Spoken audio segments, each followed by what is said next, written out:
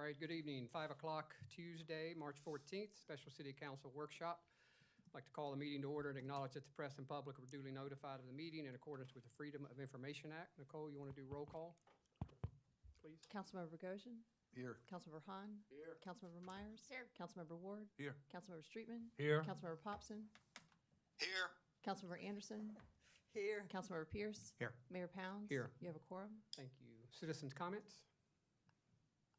I had some people signed up that I don't see in the audience, but there are other people in the audience that makes me unsure whether or not I got all the requests properly. So I don't have anybody, to my knowledge, signed up Okay. that is present. Anybody here think they signed up and wanted to speak?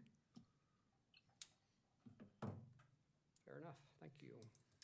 Special presentations, we don't have those tonight. Dashboard is in your packet and on the screen. Douglas, you want to walk us through? Yeah, so just hit a few high points in the dashboard.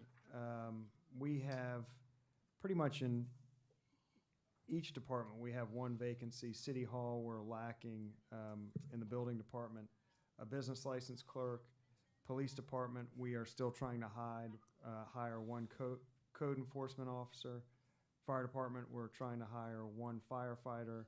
Public Works, one CDL driver, and then in police also, we still have the BSOs that we're trying to hire.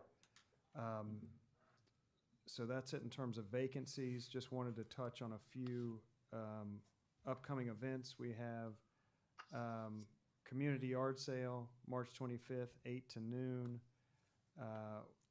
Rec Center also has the Egg Hunt, April 7th. Coffee with the Mayor, Friday, March 31st, 9 a.m. Cafe Paname, and Music in the Park, May 6th, Saturday, at the Rec Center. Those are the highlights there. Be happy to answer any questions that you may have about the dashboard or the monthly reports that were in your packet. Yeah, Blair. Douglas, could you just, for not only my edification, but for anybody else that's looking at this, city revenue by category, it shows that the sum of 23 budget is much higher than actual. Is that because the budget is for the full year? Deb, you want to answer that? Yes. That's correct? Yeah. It's a 12-month. It's a 12-month budget, and we're only looking at 9 months of income. So we are on track. 8 months. 8 months. So are we on track to meet or exceed budget? I believe so. Okay, thank you. Yeah, and we'll have a little more detail on the financials a little bit later, but yeah. Other questions on the dashboard or any of the departmental reports that were in your packet? Douglas, thank you. Hold on, I have one question. Sorry, John, Yeah. go ahead. We're not having each of the department heads review anything. I have a question on the police report. I'm just confused about some of the charts on here, Chief. In particular, the livability. It says on the front page that you have 0 calls on livability cases year to date. And then I go to the livability chart and it shows, I don't know, 29 cases. And then on the graph on the below, I don't know what I'm reading, but it shows something like, I don't know, 100 and something cases. So how do I interpret that just for my own clarity of what I'm looking at?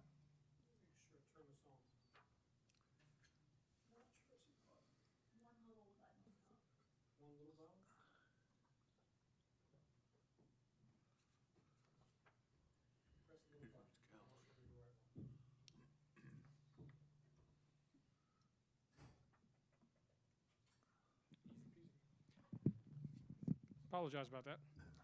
So what you're seeing on the first page, those numbers are coming from dispatch. So calls called into dispatch would be 0 for livability cases. What we've got on the livability statistics would be calls that went directly to him or that he self-initiated. If he's riding around and he sees, for instance, complaints on trash cans, then he would address those and they would fall under the livability stats, not necessarily calls that were called into dispatch. And at the bottom, what you're seeing is you've got the graph. That's what you're asking about? Yeah, I'm just trying to see, did those numbers come from the table above, or where did those numbers come from? We're still streamlining these reports to figure out, make sure we're all getting the same reports, but they're all coming, they should be coming from the report above, and things that are when you look at the first one, that's a quarter, so it's not just the month. The one above is just going to be for the month. Your graph is for everything January, February, and then it'll continue in that first quarter for March. Okay, so we've seen, I mean, in total, the first quarter, we've got 120-something complaints. Cases that our code enforcement have been yeah. addressing, yes, sir. Okay. So All right. what was on the first page again? So these do not correlate. Livability on that first page is not livability on. Correct. The livability on the first page are calls called into dispatch, and we're still trying to make sure that we are recording from dispatch. It's hard for us to manage what dispatch reports because they're not ours. They're their own entity. So it may be as simple as maybe we take it off of that first page so that it doesn't give a misleading direction that there's nothing, because we do have livability calls that are coming in. Does that make sense? Yeah, should we be looking at the 120 broken out by what they are? Wouldn't that be more useful, I think, for us to take a look at, or? So you would like the bottom graph to match the top? Are portions those, that we're does that showing? that represents all of the livability complaints regardless of where they're coming, Correct. including dispatch? Correct. These are all, what you're seeing on the livability page, that is exactly what our livability officer, our code enforcement officer worked on himself, that were either emailed to him. He gets a lot of complaints emailed to him, and so he addresses those. They don't go to dispatch that way. So he goes out and is proactive on some of these. Some of these are emails, some are phone calls that go direct to him, and that's why. So I think this page is more important. What we'll do is we'll remove livability from the front page, period, so that you can focus solely on this page. Yeah, I think Well, I that's guess the more- question I'd have too then, are these all in the activity summary, are these all calls from dispatch that we may not be capturing all the calls, or are we capturing all the calls in all the other categories?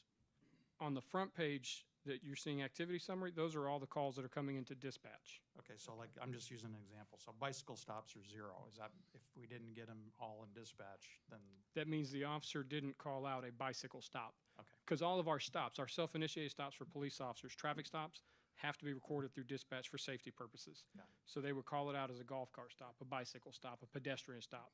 And then we're relying on dispatch to code it in that way. So there is some room there that maybe it didn't get coded properly. Our channel does tend to be the channel for training new dispatchers, so there's always that possibility. Okay. So that's a clear delineation you could make is on the first table, somewhere put calls to dispatch. And Yes, then ma'am. Down below, the livability report that you have, I didn't see a date for what time period you were using for those. For which one? The livability statistics, page 13. That will all be for February. Okay. Every time you get it, like in March, you're gonna get February, in April, you'll get March. That way you get accurate information for the whole month previous. Okay, so make sure under livability statistics, you put the date in February 2023 in the heading. And then down below, livability complaint by property type, that looks like it's the first quarter, it's not just February. Correct, yes, ma'am. Okay, that's, then I'm, yeah. But that's a cumulative total for the first quarter so far. That's correct, yes, sir. And then the livability statistics, page 13, that's a monthly report that our code Yeah. enforcement officer is accounting for Yes, sir. himself. That's correct, yes, sir. Okay. All right. So for example, for February, short-term rental occupancy violations of 0. Correct. Okay. All right. We had a total of 29 complaints in February and 33 complaint distributions. So again, disposition. So you had some double citations? Correct, yes, ma'am. Okay. All There right. might be, sometimes he might find a business once that doesn't have a business license, write him a ticket. He might have to go back and they still don't have a business license, so then they get another ticket. And same thing, if we have a loud noise complaint, he might write it one time. He might have to go back a second time and write an additional ticket. Or trash can violations. Okay, so that's follow-up. Correct, yes, Yeah, ma'am. that's good. Okay. Or it could be multiple violations in one stop. Maybe they didn't have a business license and they were operating something else that they were not supposed to be. Okay, so I think if you just put different headings, just a little bit more in the heading, you might clarify. most of our questions. Sure, I can take care of that. Thank you, Chief. Yes, sir. Next item, strategic plan, policy initiatives and priorities. Item A, livability. Discussion of short-term rental-related policies and regulations to address livability. In your packet, you've got a one-page sheet that staff had prepared, I guess, Douglas, maybe 30 days or so ago, focused on enforcement and livability issues. Do you want to walk through that? Yes, thank you, Mayor. So I would just generally say that through the process of discussing short-term rentals, having the workshops at the rec center, it became very apparent to the staff that stepping up enforcement was a priority for the community. We also, as we kind of compared and talked to other communities, picked up ideas and things that we thought would be worthy of you all considering. So this is a short sheet of things for your consideration, and I would say that you can kind of put each of these in a different bucket. Some are really just administrative, I would say, and at the end of the list, there's some administrative things that my office could do as we process applications. There's fees, which you all obviously set by ordinance, primarily just a financial consideration of what to do. And then those kind of bullets in the middle, I would classify those as policy changes that, you may want to think about having the planning commission weigh in, or you may be ready to take action on those already. But if you all, for our purposes, for the staff's purposes, if you could eliminate some, if you see some that you don't like and are kind of dead on arrival, if you could identify those for us, that would be helpful. Otherwise, if you seem interested in them, the staff would go back and just kind of take next steps and come up with a plan of how to implement each of these. So the first bullet there is basically a financial component that the staff feels like to take additional steps in terms of enforcement and compliance and analysis. We would need some additional personnel.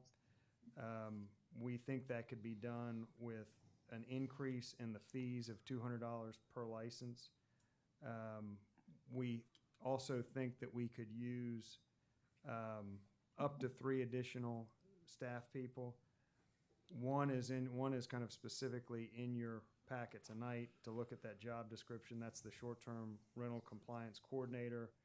We also think that a more financial analyst would be a good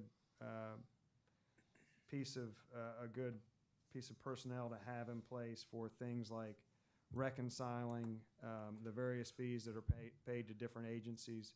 We are not doing that at a really granular level at this time, and we think that we could. And then this additional code enforcement officer that you all have really already kind of dealt with having that role become a full-time instead of a part-time position. So we have there a suggestion of considering an additional $200 fee with each business license. The next, like I said, Before you go, what is Yeah. what is the business license cost now? it is there's a base fee of $350 that covers your first $2,000 worth of rental income. Then there's a set fee of $4.60 per thousand over 2,000. So Sorry, it's right there. the more it makes, the higher it's not a set fee, it's based on the revenue Okay. collected. So Thank you. this would be an additional $200. We've talked about it either being an application fee, which is the way building permits work. When you apply, you pay a fee basically for the review of that and the consideration of that. Or it could be added to the base fee. So that could be done really either way. It could be handled either way. The difference between one and the other, base fee is paid every year. Base fee is paid only when you acquire your license. So here recently, we had maybe 30, 40 properties or so that made application, but they never completed the process to get a license. So they filed it. We did all of the processing, And then it never got issued because the final check didn't come in, so it was never issued. So that would be a way of doing that with just a submittal fee. That would be if it was a submittal fee. The other way would just be to add it to increase 350 to 550. And they would pay it every year? Yes, it's paid every year. That's what I- One, if it's a submittal fee, it's causing additional transactions for my office. I mean, right now, there's an invoice created, a bill sent, a payment made. So there's a little bit additional work with doing it as a separate fee. The other one, there's not any additional work, but you only get that fee if they choose to pay for the license. If they submit it, it gets processed and they never pay it, we've done a fair amount of work and do not get paid for that. So you don't have an application fee at all? That's what this would be. That's correct. The $200 could either be an application fee. Well, if we're going to be making hires, I would rather it be a steady stream of income rather than hit and miss. Depending upon what happens with the cap, there may not be any turnover in licenses in the future. Who knows? Right. So I'd Well, rather this. either way, you have a steady revenue stream. Right. Regardless, whatever you want to call it, it's an extra Right. $200 per license. Yeah, there's a benefit and a cost with how it's administered. One is more transactions, one is some guaranteed transactions Guaranteed. versus. So right now, if I wanted to get a short-term rental license for my home, it would cost me $350. As long as you didn't. And I don't rent it at all. It's still That's correct. $350 a year. That's correct. If you Okay. made more than $2,000 of income, you'd pay $4.60 for every 1,000 over 2. And with this going forward, if I wanted to do the same thing to the same home, it would cost me, proposal here, $550. That's because of correct. the application fee. That's correct. Okay. And again, this staff felt like if there was going to be additional personnel, this would be a way to cover some of that. Douglas, when was the last time fees had been adjusted? It has not been that long ago. I think it was 2018. Yeah, they were. 6 years, yeah. Yeah, well, that's right. I think they were doubled in 2018. Okay, thank you. Folly Beach just considerably increased theirs. I think we were among the higher. Folly Beach has really gone way up here recently on there. So we're still, I think,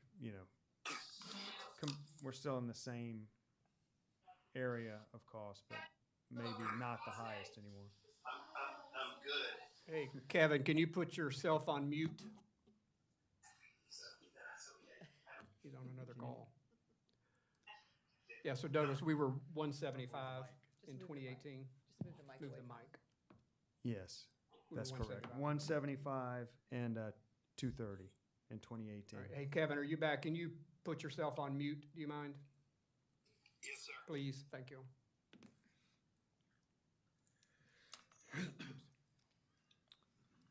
Okay, next thing for consideration, this is limit occupancy of newly constructed or substantially reconstructed homes. Right now, there is a limit on a brand-new house that's never had a license set at 12. The code does allow, though, high occupancy rentals to be torn down, rebuilt at their same occupancy. If council felt like that was a consideration, you could, something that you would like to consider. Other communities do it such that if you tear it down, build new, you would come back to the 12 or some other number. And that was the Planning Commission also talked about that, and that was part of what they recommended to you all, was to consider a provision such as that.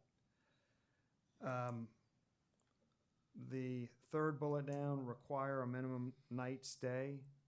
Right now, there's no minimum night stay, so you could rent for just one night. There's been the kind of the theory that people who show up for 1 or 2 nights are not going to be typically a family, that they would be more of a group interested in having a big time for their 2 days. I do know that the Planning Commission considered this in, not this last go-round, but the round prior to that in 2019. And the feeling at that time was that that would potentially hurt the shoulder months, that there are shorter stays and things like Seawee weekend, when people are not, kids are not out for a full week. So I know that that would be a consideration with extending those minimum night stays, but it's something that you all could look at. Douglas, what were they looking at? Were they looking at 2 or 3 night stays, or? Yes. Yeah, Yeah, I think that would be, not a week, but something more than less, a day. So- less than a week, yeah. So How would you enforce that? it would have to be, you know, a lot of these things are, we only can enforce what we're aware of happening. Not positive that Rental Escape or Granicus could alert us to that, but we could certainly, we would be able to see the listings, see if it's being marketed for any less than that, which is quite frankly the same way we police occupancy. We're looking at listings to determine if it's being marketed as what it should be. But, you know, if more people than it's marketed for show up, we would really only know in a reactive, you know, we get a call and react to a situation.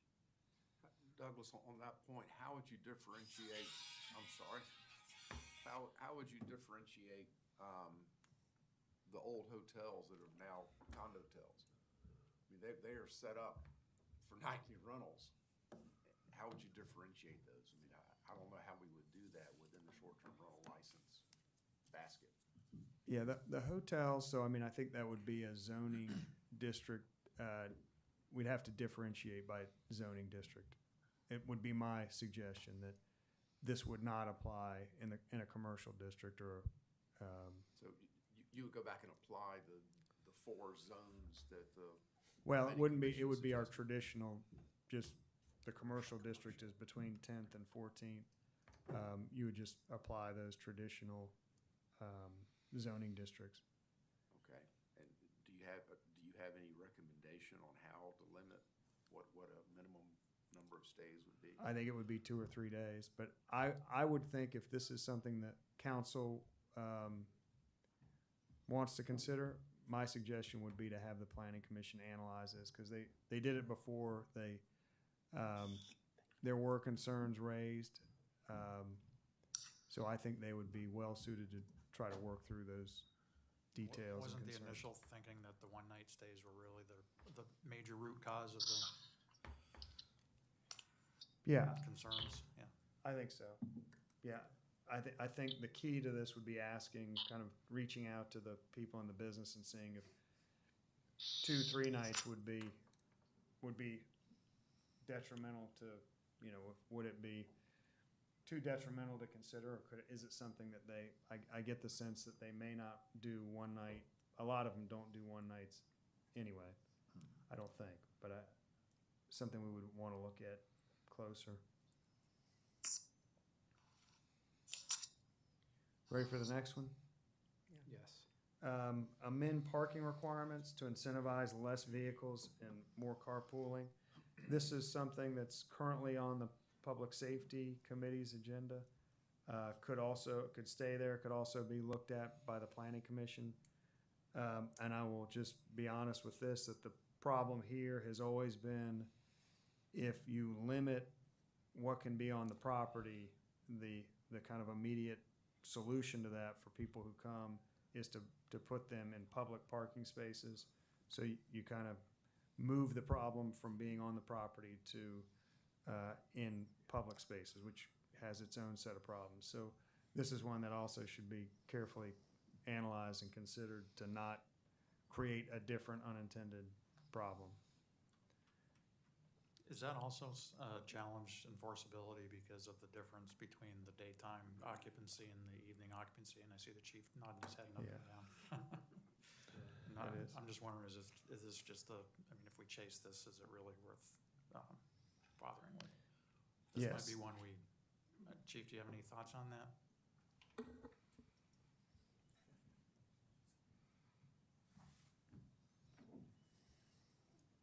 Sit up here next. it is difficult for us to enforce. So a lot of the ones we run into that are difficult to enforce deal with the vehicles in the driveway, where you have to have this mathematical formula of how many bedrooms are there, how many people are there, because you can have so many vehicles for every 2.5 people or something along those lines. And then that's a difficult one to enforce. And then what we typically get when we get a call about that, it's a daytime phone call.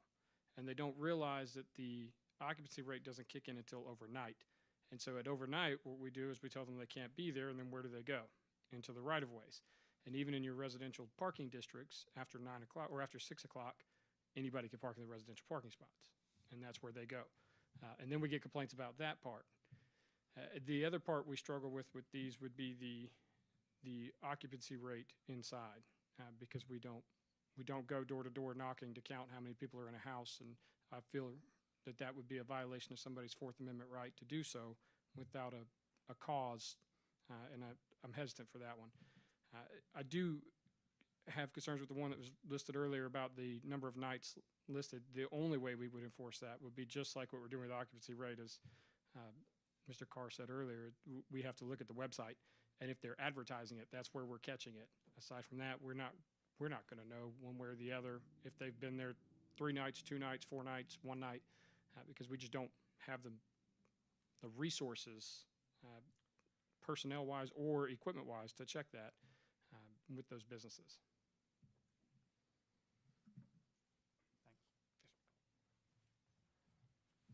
Okay, next one on the list is require short-term rental listings to include the license number. This is something that the city of Charleston does.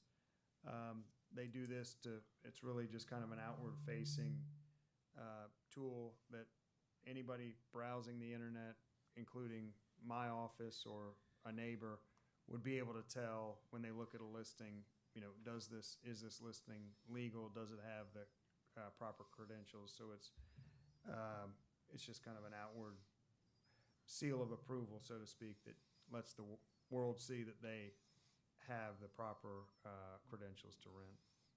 Douglas, this one was looked at by the Planning Commission, I think, in 19 as well, right? Yeah, And didn't make the final cut. it did but, not, yeah. correct. Is there any reason why it wouldn't? The primary reason is that our primary tool for identifying illegal short-term rentals is the software that we use. Basically, if that software shows it to us as being a rental, that's our tool of knowing that it's illegal or legal, regardless of whether or not they have a picture on the listing. So from our standpoint, from an enforcement standpoint, we would be using the software tools to know if something was illegal or legal. So it's creating, and we've talked about creating, kind of rules that at the end of the day aren't going to be utilized by really anybody other than kind of a feel good. The neighbors could see it, and it gives them some assurance. We wouldn't really be using that as an enforcement tool. We would be relying on software to do that. So I think that's the reason. Next one is require short-term rental applicants to be considered for a special exception by the Board of Zoning Appeals. This is one that we're borrowing from Charleston County. This is how they handle their short-term rentals. Kind of a warning on this one would be really the council would have, and I would say with the Planning Commission, would have to develop standards that would give BOZA the ability to deny one and approve another one. If you had today's code and you just added the requirement for a special exception, it would be very much a rubber stamp approval. But if there was some kind of differentiating factor that you wanted the Board of Zoning Appeals to consider, it could be something like how many are on the block, how many are on a street. I can't think of them off the top of my head, but you would have to create new criteria for the Board of Zoning Appeals to consider, and those criteria would be put into the code. But that is how Charleston County does it currently. Something to consider. Last one there, this is really process, and all of these below the last bullet are process and application requirements. These were, I think these were all taken from the town of Mount Pleasant. They have a pretty, they have a considerable kind of application process. And I would say that later in your agenda, you're talking about a short-term rental coordinator. I don't think that these things could be done with our current staff. I mean, if it was the will of council to bolster the requirements and things that my office is looking at when we're issuing these licenses, I think you'd have to do that knowing that it would take additional manpower. One of these that, and the first one on the list is a fire safety checklist. And this is something that the building department has already developed along with the fire department. It's in your packet for your review. And most of these are already requirements. They're in the fire code. They're an existing set of criteria. There's also on there recommendations, and those recommendations are taken at the suggestion of the fire department. The building department has already put this, we actually put this out with the application last week. We pretty instantly heard some resistance to the idea, so we've paused requiring this for the time being until you all had a chance to look at it, consider it. We don't think these are new policies. We think these are existing policies. But I think the concern was really the timing. You know, we're really in renewal time now, and this new form went out last week just ahead of expecting people to renew their application in the next couple of months. So fire department thought that a 90-day grace period would be appropriate, and that's been included into the form, that if you sign that these things are taken care of, you're acknowledging that you'll have any deficiencies rectified within 90 days. It may be that even the 90-day grace period may need to be lengthened, because I think there's still concerns. Is the concern about compliance, or is it concern about the representation, or is it concern, what is the major concern you're sensing? I think the primary concern is those agencies that have hundreds of units, and they're kind of, you know, I think it's kind of a commitment of fixing the unknown in 3 months in a busy time already for them. So I don't know that any of these, and if you read the list, I don't think any of them are, you know, punitive or would take a lot of money or a lot of time. So I think that it's just the giving them the time to go through, you know, in some cases, several hundred rental units to be sure that all of them have everything that they need. So if the group is agreeable but wants to give 6 months or delay for a year, or whatever you think is best, but I think that we felt like getting, if we didn't do it now, we basically would not have this in place for another year. And again, we thought it was probably stuff that was all being done already, but maybe it's not. I think this is something that the staff needs to determine themselves, because you know the manpower and you know the regulations. You could give exceptions to the ones with a large number of units to give them more time, but I don't think that's something council needs to decide for you. I have a couple questions, but go Go ahead. ahead. Are these recommendations, or are these building code regulations, or are they a combination of both, and who decided? It's a combination of both. And who decided to incorporate it into the application? Yeah, It was a joint decision between the fire department and the building department. because the application clearly states twice these pretty strong language called compliance. Right. It says compliance, and at the end it said, it's just like signing a tax return under penalty of perjury. You know, we're in compliance. And, so, I mean, a lot of things are, would this be recommended in my house and I don't have a short-term rental?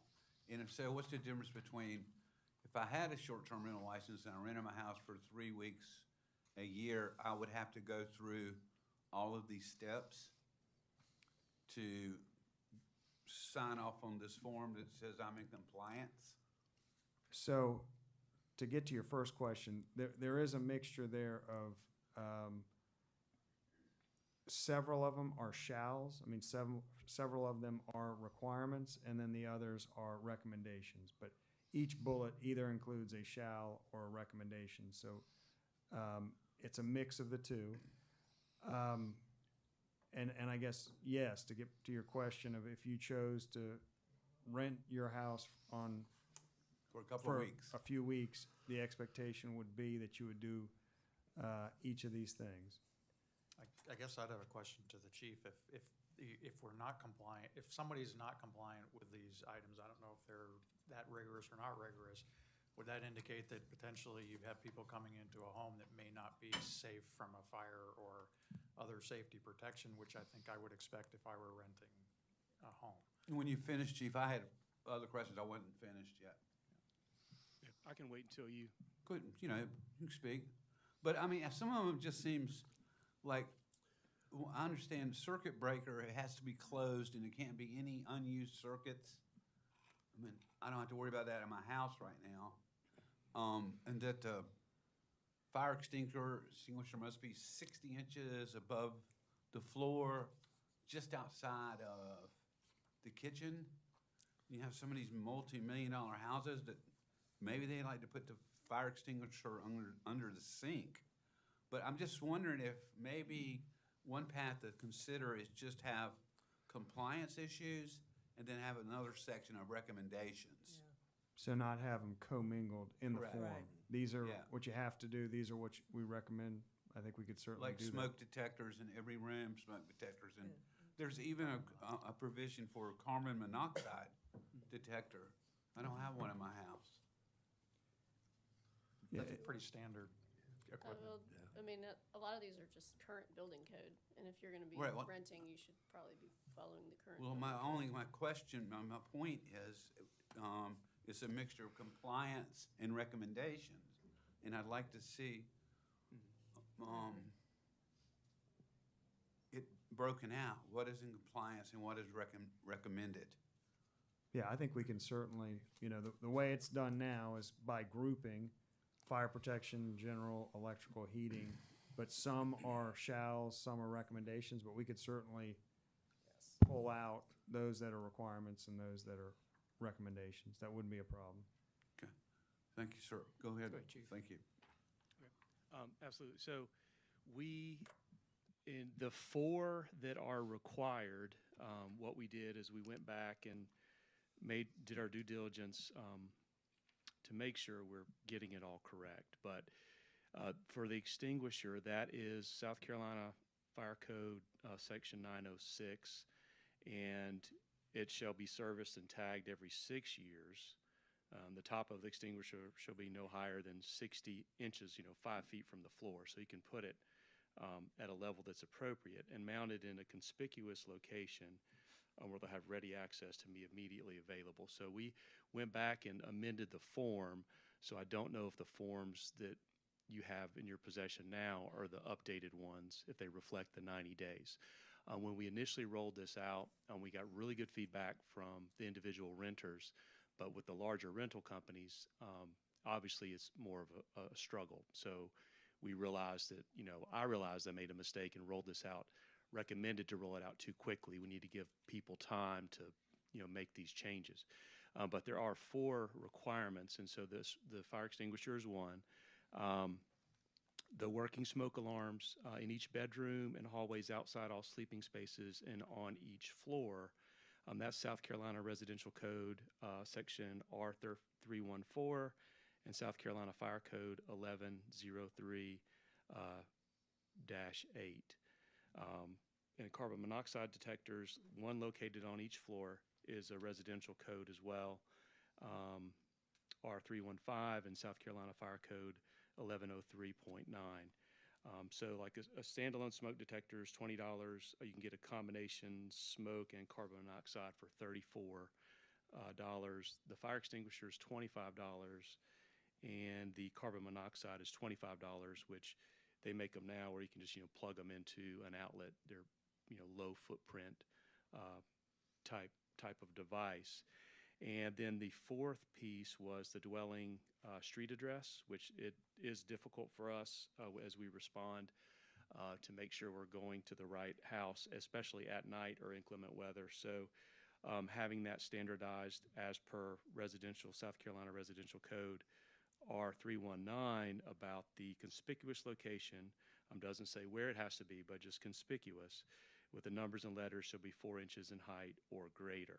So those are the 4 big hitters that are required. The remainder are recommendations, and those recommendations are based upon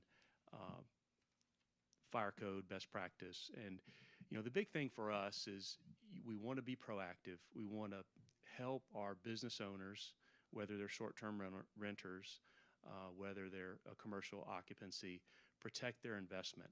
And we know it's tough on restaurants to do the hood cleaning maintenance. We know it's tough for a business owner as we roll out these things, that they do have a cost associated with them, and some people may not be able to install these.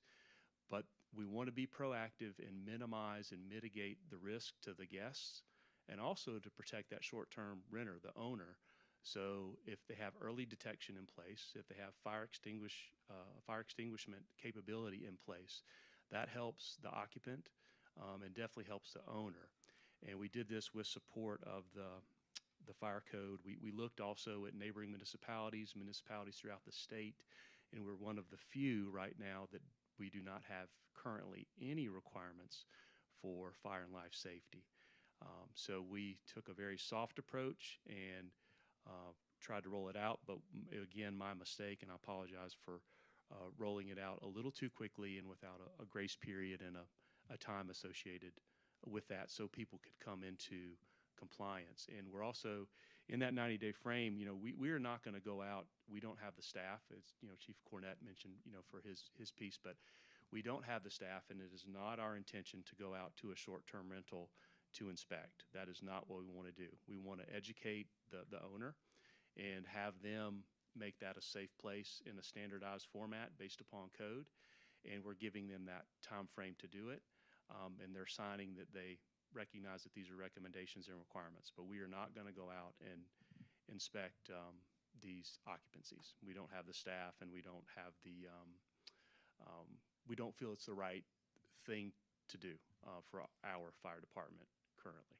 If council directs otherwise, then we can review that. So Douglas, just to be clear, we've paused this. This is not a requirement. You feel like your staff is clear to, somebody's coming in for a short-term rental license today, we're not looking for this unless they just want to volunteer it at this point, I guess. We were looking for it. Right.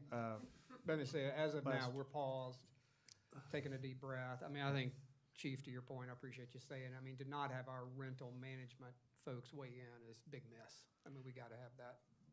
We did Inside. speak to Okay. them, some of the companies through, and then as we rolled out the form, we got a lot of really good feedback.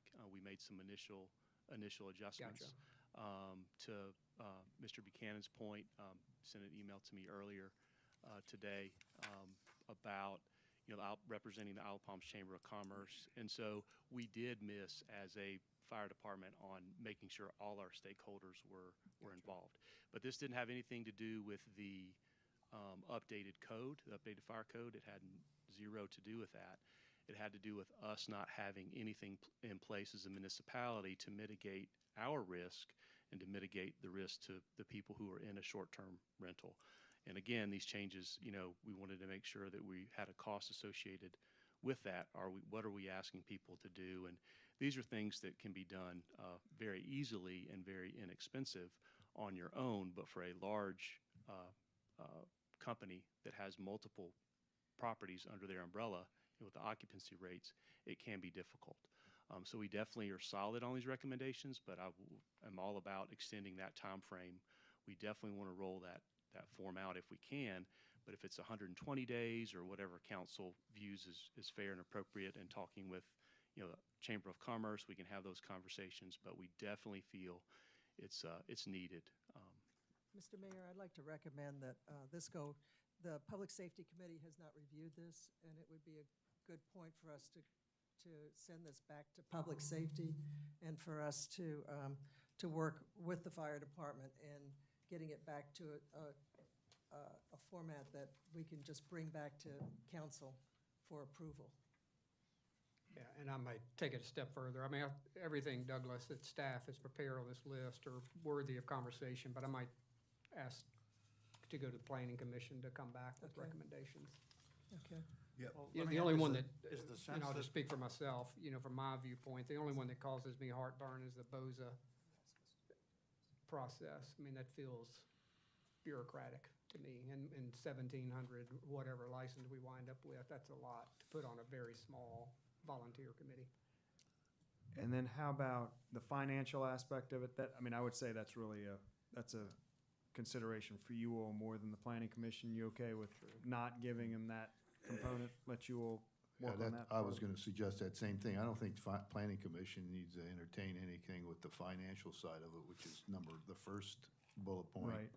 And I question whether they do on the last one rather, which is revamp the application process. That's really not a planning commission, I don't think, function to look at that. I think the middle one's I do think that's probably a good place for it to go to. Yeah. Yeah, I just have one question. It sounds like there's a sense that this is a right thing to do and a good thing to do for the safety of everybody. It's just the rollout and the implementation and coordinating it with the rental community has got to be worked on. But, I mean, this that's on this list and the 4 items seem like they'd be a good direction for us to go into over the next couple of seasons, and just got to work on the implementation. Yeah, I would just add to that there was a sense of urgency to try to capture this year's pool of rentals. I do think if if it starts down a path of committee and council, and we will basically miss this year, but we haven't had it other years, so if the group is. We've already missed this year.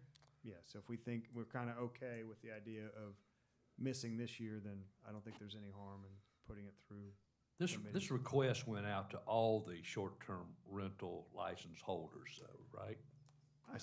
It may have just gone to the major managers. I'm not sure that we reached No, out it went to a every- neighbor of mine. I We know just that. had one? I know of one. and Okay, maybe it did. And they decided not to renew their license anyway, since we don't have caps. But they declined to do the form because of that. So it's gone out to some individual Okay. STR license holders also. You know more than I do, Rusty. You got the distribution list. Yeah.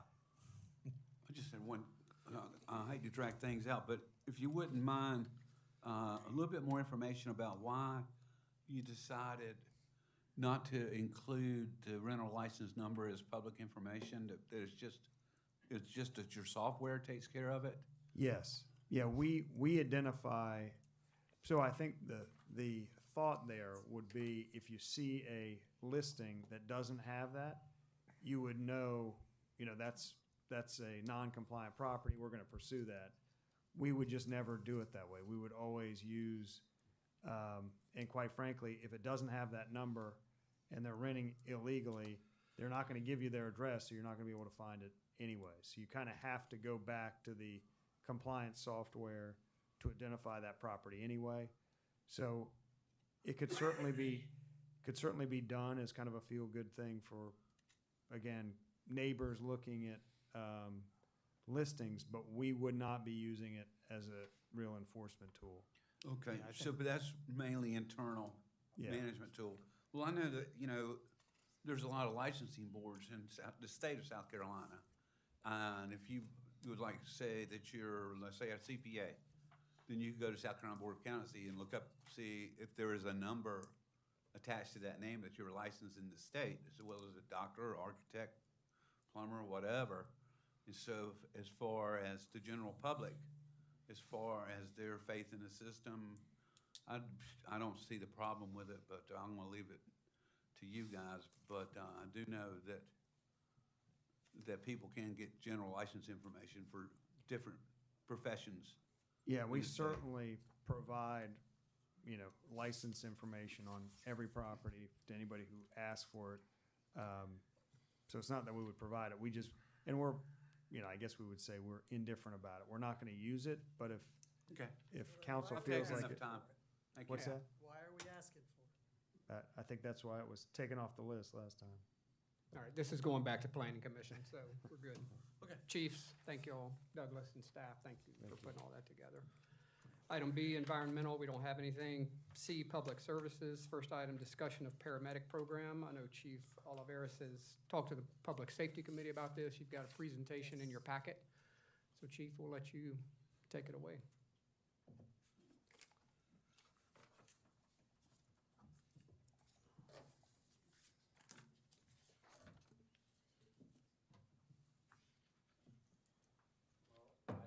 Appreciate this opportunity, on behalf of, our fire department and our residents and you as we navigate this together and explore this opportunities. And some of the questions that you may have at the end, I may not be able to answer, and I'll have to research and get some of that information back to you, but hopefully I can answer, the lion's share of any questions that you may have. And then before we start, I know this request it's a large financial request. And in our strategic plan, the 2022 to 2027 strategic plan, it notes, financial sustainability. It notes a resilient community. And both of those go hand in hand. And in the fire department, since I arrived, we've looked at different ways with our deployment model, different things we can do to optimize our level of service, but also reduce our footprint budgetarily. How can we marry those things up? And so that's an active piece as we roll through, and we're going to shortly be rolling out surveys to the community in conjunction with College of Charleston as we develop our strategic plan and getting the feedback from our stakeholders, so we do it in a measured way. And we don't make the missteps, like I did with the short-term rental, because I was, ready to get that rolling and saw some risk for us, and I wanted to mitigate that. So, again, lesson learned, but this is why we're doing what we're doing here with the presentation. So this is a large financial hit, to the budget, but we believe, the juice is worth the squeeze. And we would not be asking for council to consider this and explore it if we didn't feel that it was needed and we didn't feel that it was worthwhile. And as your fire chief, I want to make sure that we're giving you the information that you need so you can weigh those and make the informed decisions on what you feel is best for the community. And of course, we support your decision. So we know Isle of Palms and the Low Country region, we're definitely growing. What we are today is what we are not going to be tomorrow. If somebody moves into Berkeley County, we still are going to see them here at Isle of Palms. If they move into Dorchester County, we're still going to see them here at Isle of Palms when they come to the beach. There's so much, there's a finite amount of beach that's available and readily and easily accessible. So as time grows, we predict that our call volume will grow in the fire department. We predict that the demand for city services will increase, and you've all seen that in your tenure here, and then as you've lived on the island as a resident. So 30 people a day, moving into Charleston by the Charleston Regional Developmental Alliance. And in your packet, you have a lot of this information with the demographics. An aging population is predicted. The aging population is more at risk and have a greater need for advanced life support, which is paramedic level care. This is very important. A statistic we pulled by compiling the information from Charleston County, from their dispatch center. They send us a monthly report on response times. And so our response times are, 6 minutes and 53 seconds from the time that somebody dials 911 and is picked up at dispatch for the time for an Isle of Palms fire and rescue apparatus to arrive on scene. That's our average. For Charleston County EMS, the average is much higher, 14 minutes and 23 seconds. Some months, as we looked at different months, some were 18 minutes, 19 minutes. Some months were 10 minutes, but it averaged out over time. We were looking at 14 and a half minutes. And that's to the Isle of Palms. Correct. EMS. It's not in general to our overall response time. It's for the Isle of Palms. That's correct. These are the City of Isle of Palms response times. These are ours. No, I'm talking about the Charleston County EMS. Yes. For Charleston County EMS to arrive on scene here at Isle of Palms. Yep, that's 14 minutes and 23 seconds. That's the ambulance coming to us. That's an ambulance or a Delta unit, which is their SUV with one paramedic supervisor on that unit. It could be either. And it could also be an ambulance that is basic life support and not a paramedic level ambulance, but it is a Charleston County EMS unit. Okay, thanks. So our options, we were tasked with looking at to try to give you a good picture and see where we go from here. Look at a third party, because we do know that staffing costs grow over time, and sometimes when you outsource, it can be good for an operational model in the private sector or public sector. So we looked at that. We talked to Port City Ambulance, and we also reviewed our internal operations. How could we deliver that elite customer service and do the same thing internally?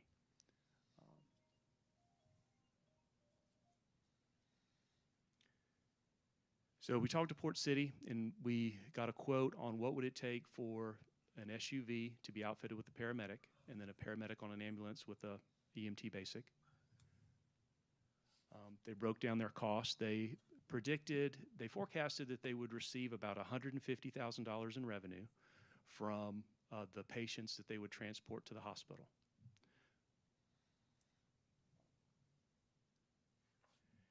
There are quite a few challenges with a third party. A third party we found has been successful for things like the Bridge Run, Isle of Palms Connector Run, different things to where we have, if we want to have an acute event over a specific period of time, a short window, and we have a municipal operations center up, it works really, really well.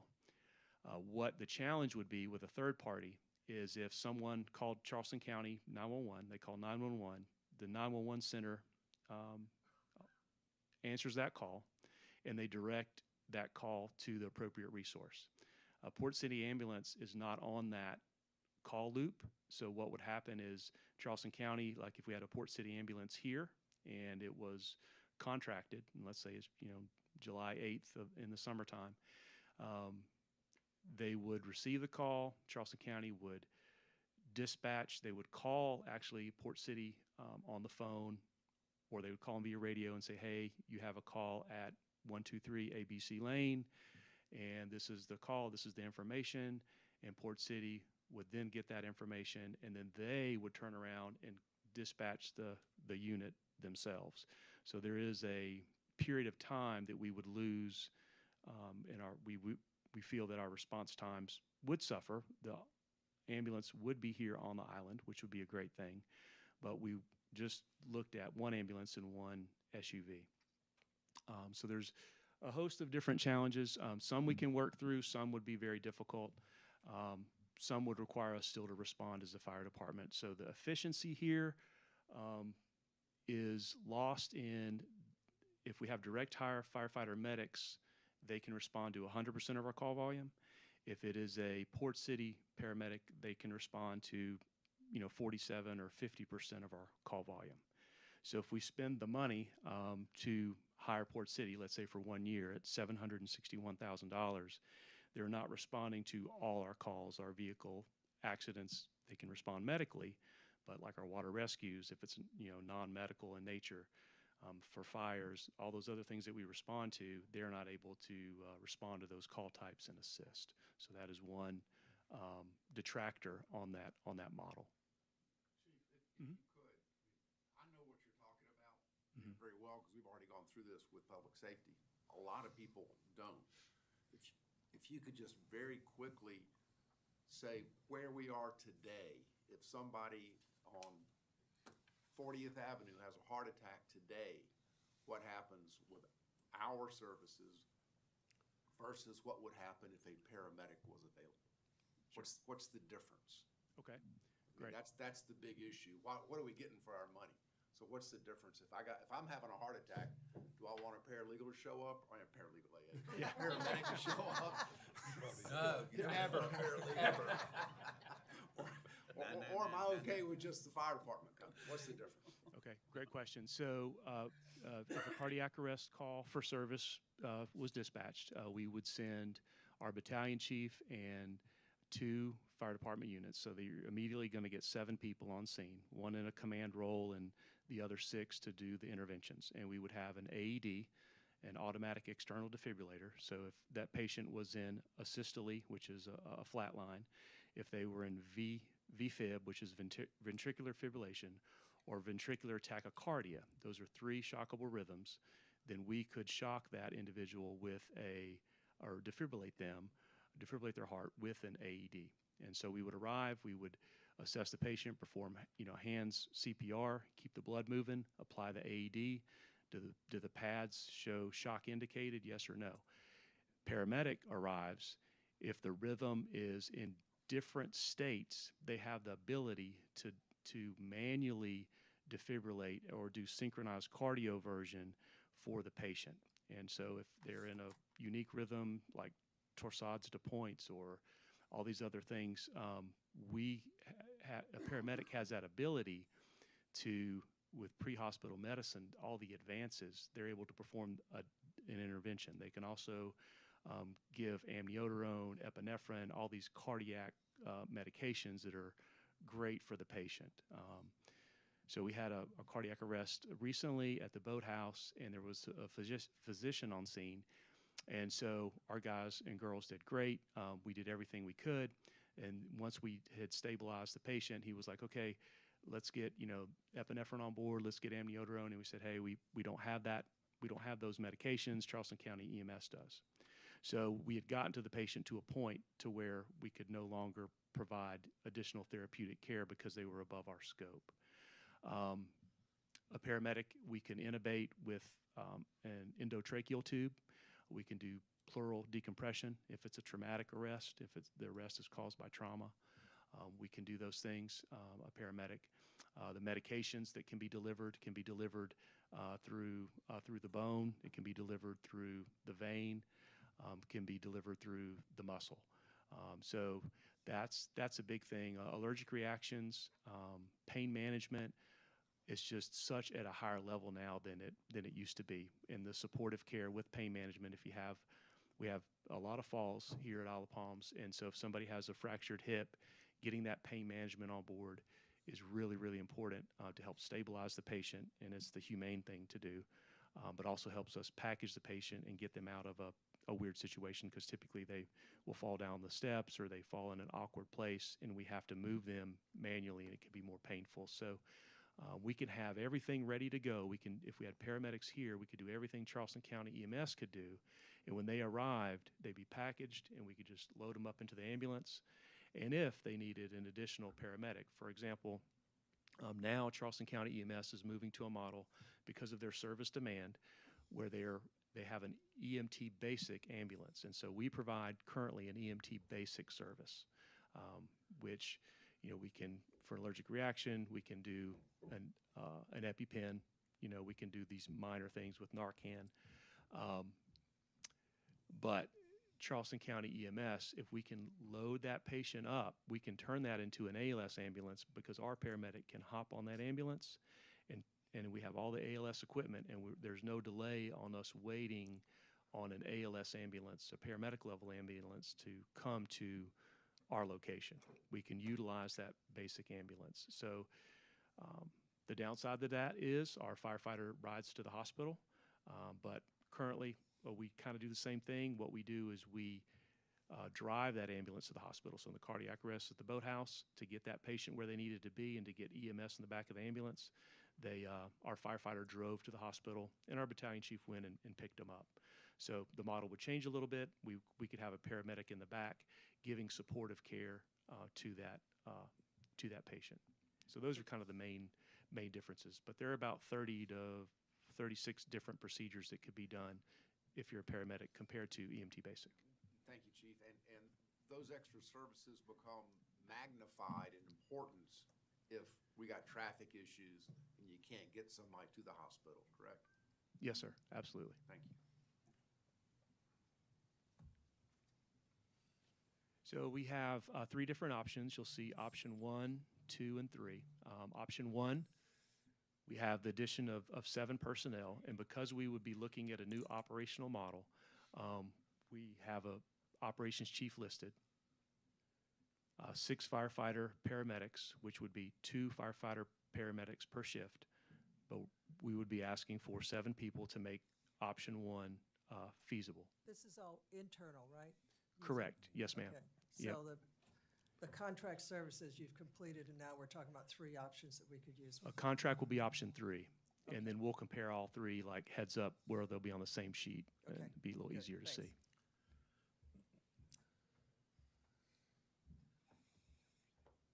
So total startup cost just under $1 million.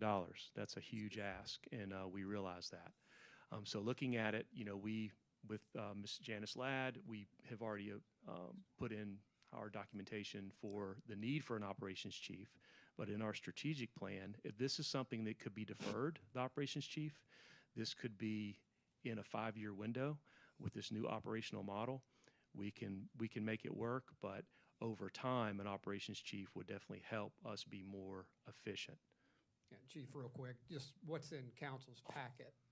This is actually option 2 and what Right. the presentation Okay. is sitting in council's packet, Okay. just for clarity. Okay, I apologize. That's all right. We'll get you that updated presentation emailed out to you. And so option 2, 6 personnel. I think what's in the packet was what was originally presented to the safety committee. Got it. Yes, that's correct. Based on Right. our feedback, you've changed it up. Got it. That's correct. Okay. Yeah, thank you. You've switched them around? So which one is now preferred of what you're telling us about now, 1, 2, or 3? So 1 is preferred.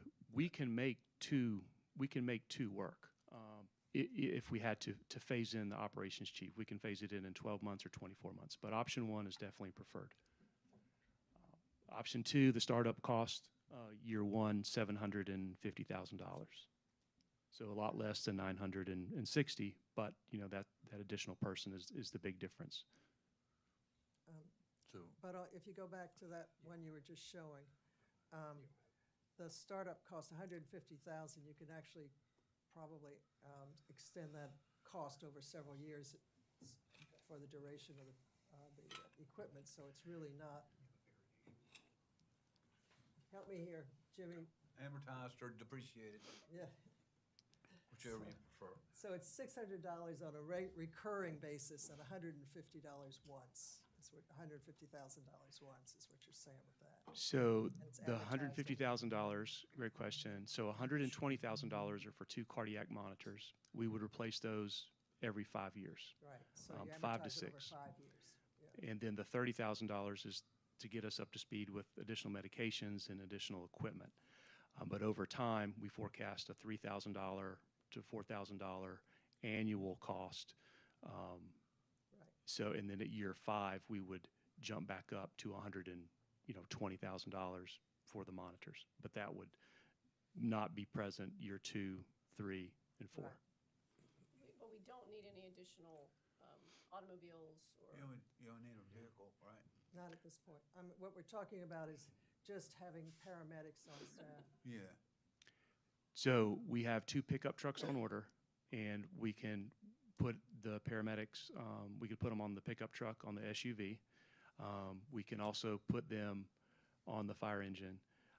So we don't need an additional vehicle right now. And then I'll show you in year 5 what we would do to reduce some of our capital costs to your vehicle question. So And this is how- go ahead, I'm sorry. So how would this work with our shared, would these individuals be leaving the island for a call like in Mount Pleasant, or would they be staying around? They would not be leaving unless that's something we wanted to entertain. So right now, we currently are running Squad 1001, which is our Freightliner truck. It seats 2 people, and that is not a shared asset. So that will always be on Isle of Palms. Unless Sullivan's Island or Mount Pleasant or another municipality reached out directly and said, could you send me this specific asset? And then that battalion chief would make the decision on yay or nay, if we're able to or not. And so that builds in some resiliency for us. So that right now is handling a lot of our medical calls. It's keeping the ladder truck from having to go along with them, so we don't have to send, a less fuel-efficient vehicle and send 3 people. So they can handle a medical call while the ladder 1001 is available for water rescues, for fire, for vehicle accidents, all those other things. But great point. If we decided down the road to share assets with Mount Pleasant, for example, because they have non-transport paramedics, we could do that automatically. But we like the fact, and we have seen great data from keeping that unit here in service on Isle of Palm, so it's dedicated to us and it's not a shared asset.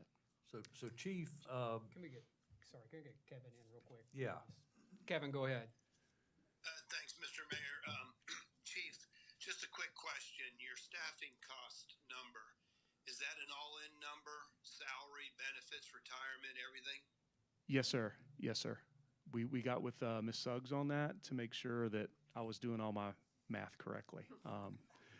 So that's daily uniforms, personal protective equipment, retirement, health care, all the fringe benefits, and the salary number. Yeah, so it's fully loaded.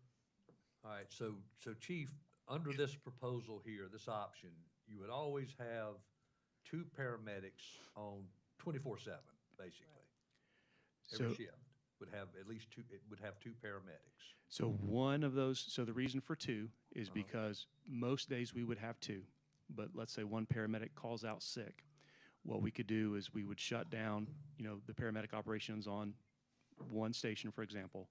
We would not have to hire overtime, so we wouldn't incur that overtime cost, but it would build in the resiliency to where we have one paramedic available. Okay, and all paramedics would be fully certified as firefighters also, correct? That's correct. They would be multi-role and So be it's able. multi-role, it's not, I'm a paramedic, I don't fight fires. That's or correct. Vice versa. That's correct. Yes, sir. And Okay. the idea with having the vehicle for their use, separate vehicle, is they can go to a fire, and if then they need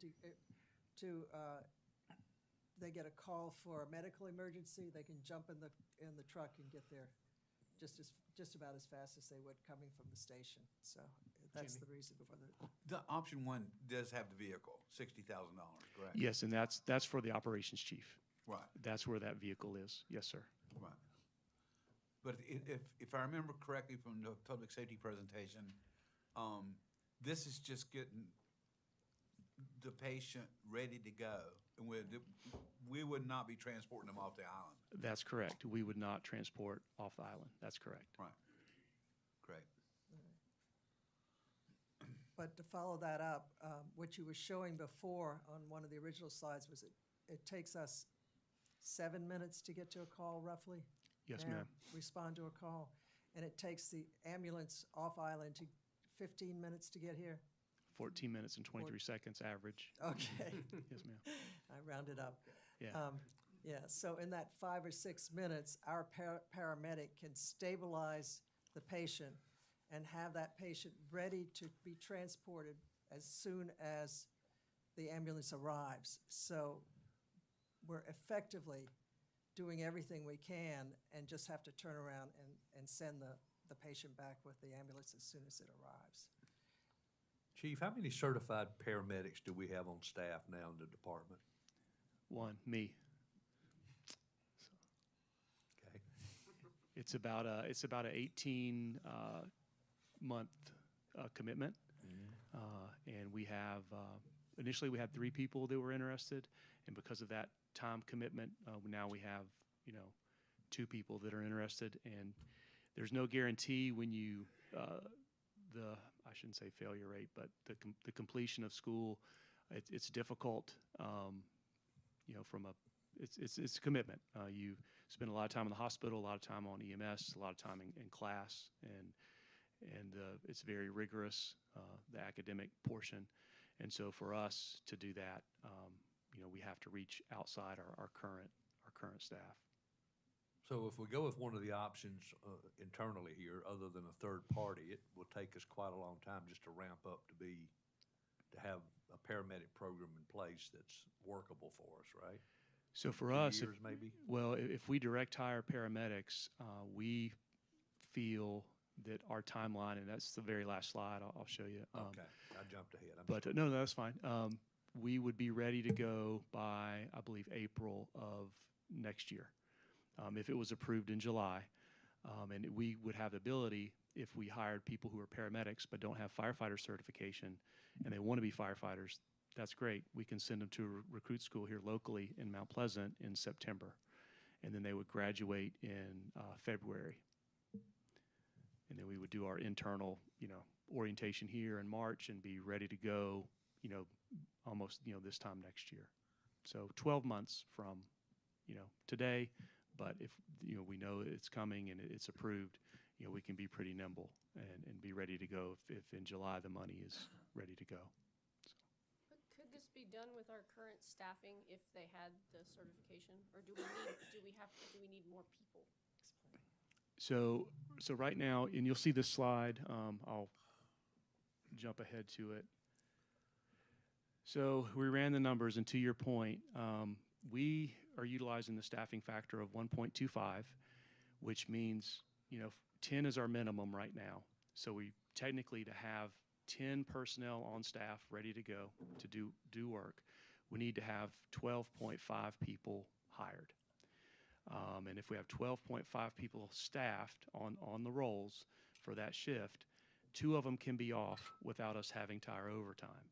What we're finding now is with the staffing of 10, that when we ran the numbers for unscheduled overtime, and this is very, very rough because we have scheduled overtime that's built into our salaries as firefighters, but all unscheduled overtime, we found that 63%, when we did that, of that budgeted overtime accounted to $224,000.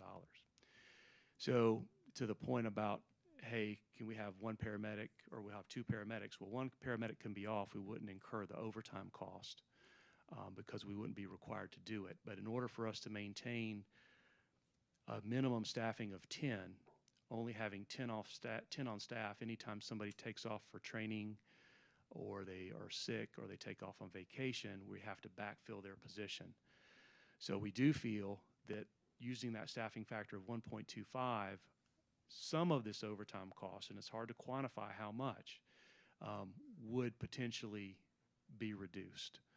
What that number is, I don't know, but with an FTE that we calculated at $100,000, we feel that we could reduce our overtime with having that staffing factor in place. And that's why we're asking for those 2 personnel per shift to get to the 6, which would help potentially with this piece, but also the paramedic piece, the additional new level of service.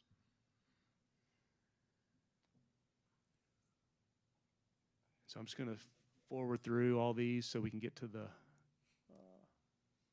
nitty-gritty of it.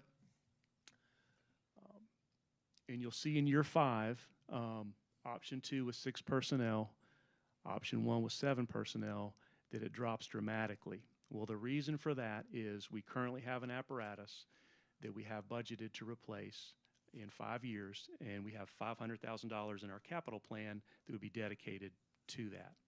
We would not have to spend that $500,000. We would spend $60,000 to replace it with a light SUV, a light truck.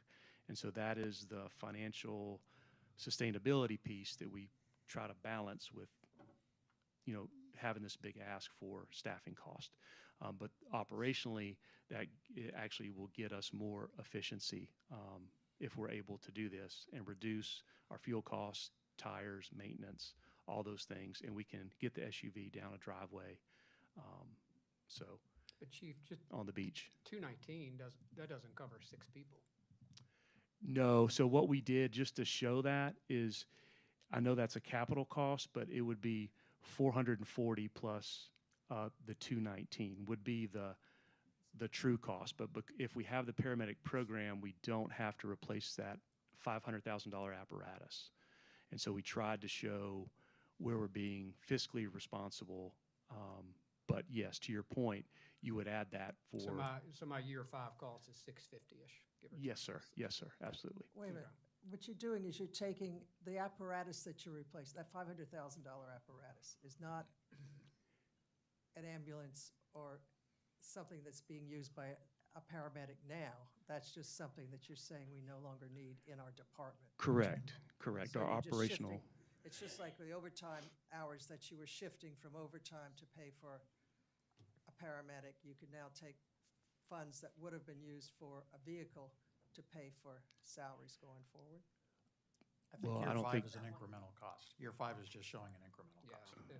correct, correct. That's It just will for be, that the 1 funds year. would be available for other, things that, because that would be a capital, cost, and that would be, the funds would be available for another project in the city, or they would be freed up because we would not need to replace that vehicle and buy that same piece. Our operational model will have changed where it's no longer needed.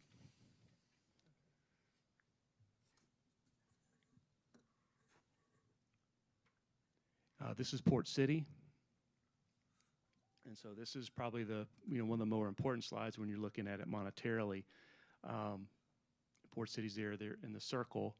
Their year one cost, and you can see their year two cost. And so we talked to Port City, and what we used is we talked to Ms. Suggs, and we said, hey, over time, so we used 2.5% for merit each year, and then we used 1.5% for healthcare or retirement. So we increased our costs fire department-wise for non-transport paramedics by 4% each year.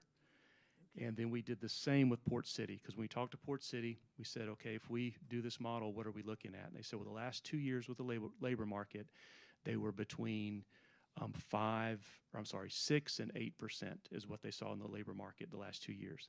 They don't anticipate that increase this next year. They anticipate between 3 and 5%. So we used 4% for them as well. They said the only thing that would change their cost other than the labor market or other than inflation would be if the revenue that they gained did not meet their target of $150,000. They said they would pass that cost directly on to us, and onto the municipality. So if they only were able to receive $100,000 in revenue, they would pass that $50,000 on to us at the next contract renewal. Okay, so what this table here is the net increase in the your fire department budget based on the different options, is what this table is. Correct. Okay. So the year one startup cost, and then this would be the increase to our budget that is currently not there across a 5-year window, and what it would be to have Port City give us an ambulance and an SUV across a 5-year window, with those variables of their revenue projections and with the variables in the labor market and inflation for goods or medications. Yeah. All right, that's And still then- a little- Mr. Streetman, to follow up on your implementation piece, we got it right there, and those are some of our great-looking people, super talented. Oops. Groups. Oh, We're done. yeah. And we lost them. And we're done. But that's when we looked at, that September piece when we would send those firefighter paramedics to school if they didn't have paramedic certification, and then they'd be ready to go hitting the street, hitting us, in March or April of next year. So I know it's a lot to digest, and great questions. If you have additional questions, I'd be happy to answer those, or we can talk about it later, but just appreciate you being open and wanting to explore this opportunity to see what we can do to deliver elite customer service over time. What's the job market? How hard is it gonna be to find these people? So the job market, so we're actually sitting in a really good spot. We're very attractive from a place to work. Isle of Palms, we have, no assisted living facilities. We have an amazing, beautiful location. The call volume is such where it's rewarding, but they are not putting 300 miles on an ambulance and dealing with the hospital and physicians and then the patient and back and forth. And, you might be in one area in Charleston County and North Charleston, then you might be in Edisto Beach and in McClellanville, all in the same shift. So those things we have as recruiting tools. The salary piece, we budgeted 15% on top of the starting salary. So, we'll have to see as we go out to market for those positions, but I think we're a very attractive place, and with having to hire 6 as opposed to, potentially 9, I think we have a unique opportunity. Jimmy? Yeah, I would just like to say we really appreciate the detailed work you put into this presentation. It's very interesting, and I'm sure the Public Safety Committee will be taking it up every month, and we're going to stay on top of it. I think this is something that's really needed for the island. We've always, over the years, have been concerned about response time for medical emergencies and stuff. If you remember, a few years ago, we had a helicopter service came and tried to sell us some stuff. That didn't work out. But this is a very, very serious presentation, something that really merits consideration. And I'd like to say thank you. Absolutely, yeah. Yeah, thank you, Chief. I'd like to say thank you also. Couple observations, because I know you didn't get to at least one slide here with the third party, where there are potential challenges. And if I understand it correctly, if you had a third party, there would be times that the unit would be off island because they would be transporting patients to the mainland, right? That's correct, and we might not see them for quite a long time. Right, so we wouldn't be covered at all during that period of time if something were to happen. That's correct, and Port City is on the mutual aid with Charleston County, and so they have a contract, so we might not be able to receive, aid from Port City if an ambulance is off island. And MUSC, they're just like all of us, we're kind of bursting at the seams, and Roper Hospital and all these hospitals, but if you bring a patient in and there's no bed available, you can't just leave them in the hallway. And so there was a call recently to one of our neighbors, and I monitored it, and they had 2 ambulances that were stuck at the hospital that could not respond to the call. Their patients were stabilized, but a bed was not open. And so you have those, those variables like that are out of everyone's control. In the fire department, EMS world, when you get to the hospital, you still have that. So there could be, delay with traffic and that kind of thing. But to your point, yes, absolutely. And you mentioned earlier about some of the, sort of a breakdown in dispatch communication. There would be a time lag there. Another thing that jumped out to me also is that you've got, singular functionality, EMS only, versus us looking at putting something in place where they're both firefighters and EMS. Correct. Paramedics. And last but not least, they would be housed in our fire stations as non-employees, which is probably not the best thing to do either. That's correct. And, as fire chief, I'm responsible and accountable for, our fire operations. And I would not have direct supervision over those, third-party, contracted employees. I would have to go through their supervisor. That's a really good point, and it's something I briefly wanted to follow up on, is that there is really no structured chain of command between these outside contractors and your employees. That's the city's employees. But if we did it in-house, we would keep that chain of command structure in place. Yes, sir. Chief, go ahead, Jim. I just wanted to have you remind us of what kind of service we're getting now. I think there are a few weekends in the summertime when we do have an ambulance station here because of agreement that we have with the county, is it? Can you describe that for us, please? So yes, so we do not have an agreement with the county specifically. What the county does is they have a dynamic staffing model, and so they constantly are shifting and rotating their units where there are holes or where they predict that the next calls might be.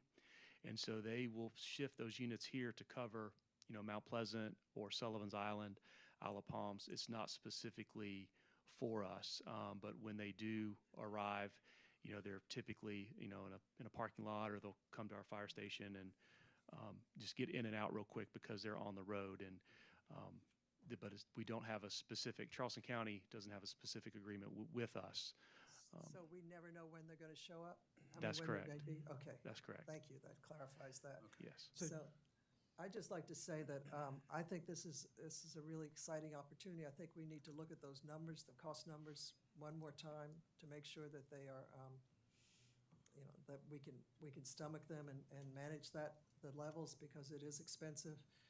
I think the response time will be certainly improve having our paramedics on staff, and the care that we can give to our people would be terrific. So thank you for your work. Yeah, Chief, real quick, couple of questions and comments. I mean, this is what we brought you here for, some of the strategic forward thinking, make sure we're servicing our island appropriately. So thank you for doing that. Any conversation with Sullivan's and joining and doing some kind of cost sharing arrangement? Would they have any interest in doing that just to cover both islands, or? It's possible. I'll reach out to Chief Stiff again to see what we might be able to do. If we do that, you know, there would be the challenge of we might need to request more, because if we're sending over there, our residents are expecting a certain level of service that wouldn't be dedicated to Isle of Palms. But I don't know. It would be based upon what you would support. But yes, that option is always available. And lastly, and I know we've got a budget workshop next Tuesday, so I may need to go into the cage for this comment, but our budget cannot absorb $1 million in expenses. I mean, this would absolutely require some type of tax increase or shifting or something.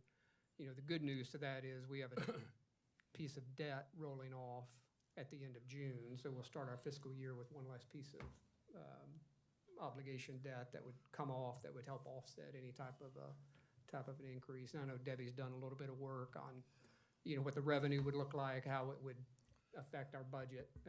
You know, and I think you could look at multiple ways, not just covering it through a tax increase. I mean, you could look at using our general fund to some extent, certainly using some tourism funds to help support it, and then maybe a third of that also coming from a tax increase. So, I mean, I think there's some work to be done from how we fund it, obviously to, you know, take on $1 million in additional expenses for a great service, but, you know, just to manage expectations, you know, this is gonna be a conversation that we'll need to have next week when we get to the budget side of this.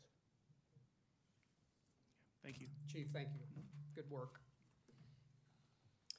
Next item is item 2, discussion of requiring lawn commercial services to remove yard debris from residential rental properties. I know this came up through committee.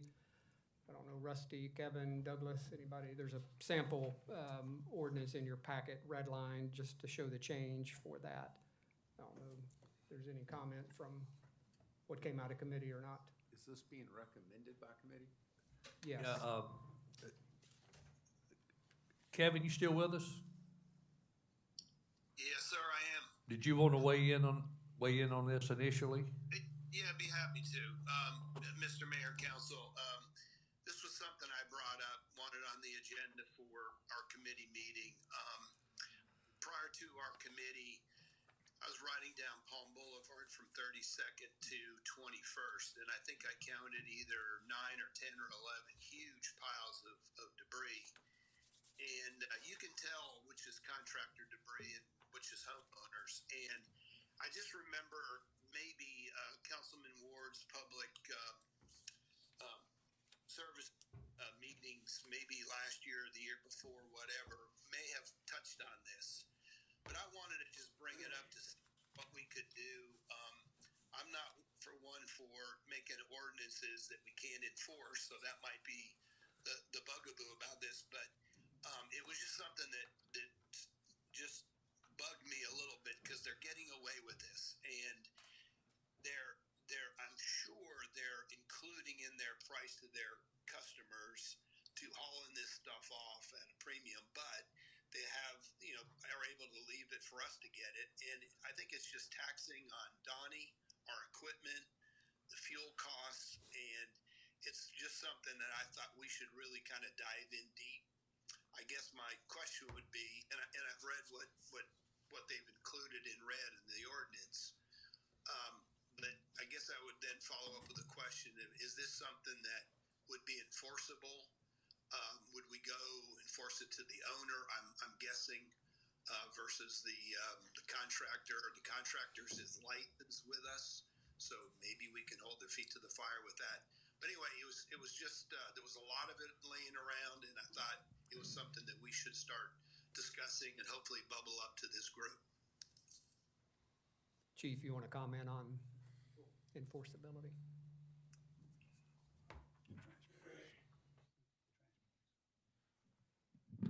Sorry, I'm a little guy. This is something I spoke with our code enforcement officer about quite a bit here recently, and I think he and Robert Acero from Public Works and Donnie have all kind of been involved in these conversations. He feels confident that he can enforce this. He had a similar ordinance that he enforced at the previous municipality that he worked for. He's already worked to address this with some of the contractors that were leaving it out. He saw the same issues that Councilman Popson brought up, and he does feel like he could address these. Claire, does that answer your question? So, Yeah, go ahead. and I apologize, I missed our last, facilities meeting because I thought that it started at 3 and it started at 1. But I had actually wanted this issue to be brought up for kind of similar but different reasons. And that is that especially back in Forest Trail and on 41st, the road adjacent to 41st, people are in a habit of throwing anything and everything into areas that aren't their property. And so and there's been a question of this, of how that would possibly be enforceable, because, I mean, basically people are dumping on what is not their property, but there's no way of knowing that it's happening because you can't see it happening. So, but then also just another issue in this is looking at the red line of the ordinance. I mean, here we're talking about adding a section to the ordinance, but if you read the 3 or 4 bullets ahead of it, we're not enforcing any of those, because they say that it's all supposed to be bagged. It's supposed to be less than X amount of 3 feet. I can't remember how many feet. And so I just feel like this is a way bigger issue than just whether or not people that are paying someone to clean their yard are taking it away versus a whole island-wide, like what we're doing with our yard waste and how we're removing it, and the enforceability issues that go with that also. So that's a lot, I'm sorry, but. It is a lot. I will say, I don't know if that's me. It's everybody.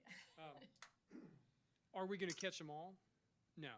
We can't catch every speeder, we can't catch everybody who violates, but he has already, Code Enforcement Kowski has already stopped several contractors and kind of spoke with them, trying to encourage them to just do the right thing.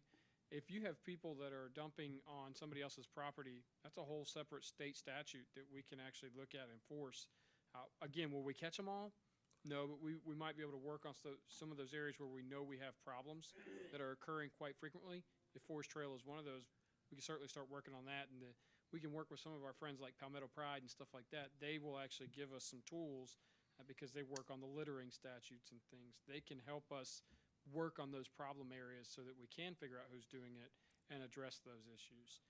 And we are working more here recently with Donnie and our Public Works partners to address the entire ordinance as it's written, so that we're making sure we're holding everybody accountable to what's in ordinance. Yes, sir. Yeah, a couple of things to mention here.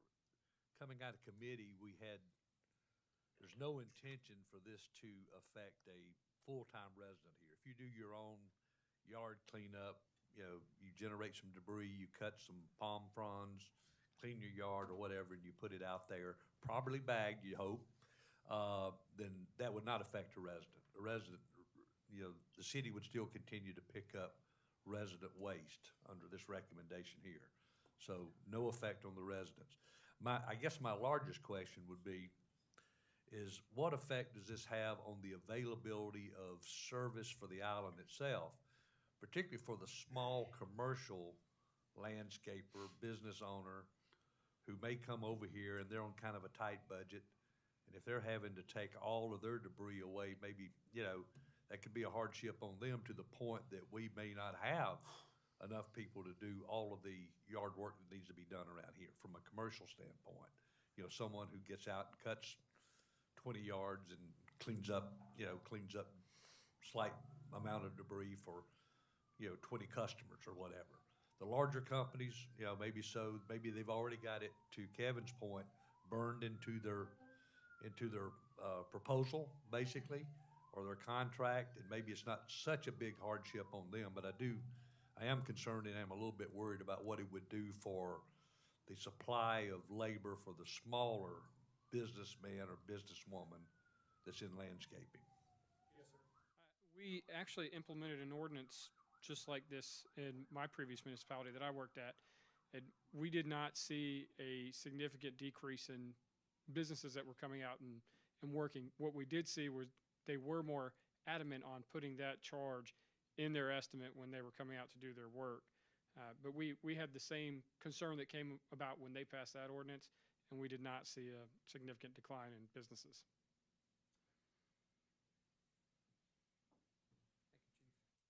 So Douglas, we'll just take this to council. Yep, so Sounds I think next steps would be put it in an ordinance format, have you all have it on your agenda for first reading at your council meeting. Okay. Next item is discussion of increasing from 2 to 4 the number of resident parking decals that may be issued to a non-resident property owner. This also came through public safety, and it's been on our books since probably 2015, 2016 with our parking plan, but has really been more strongly enforced this year.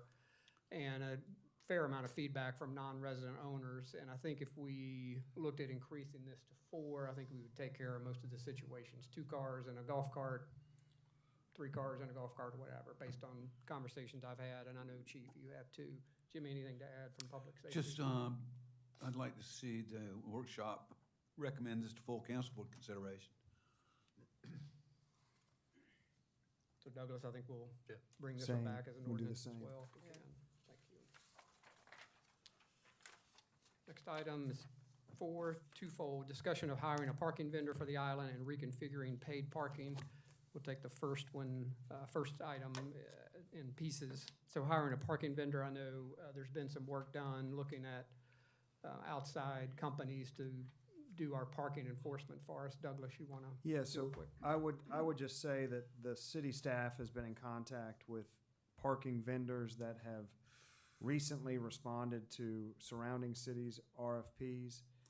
That allows us to basically use that process as part of our procurement. It's to satisfy our procurement code in terms of costing.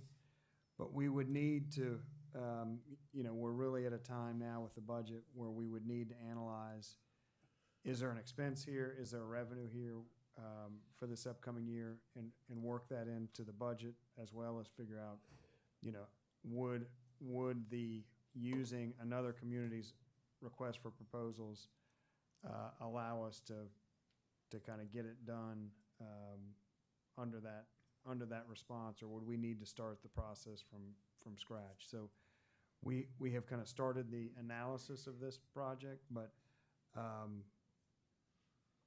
don't think we're not at a conclusion by any stretch at this point. And I guess the offset to this, Chief, would be we wouldn't have as many beach service officers if we outsourced parking, and they would be focused on beach-related activities at that point.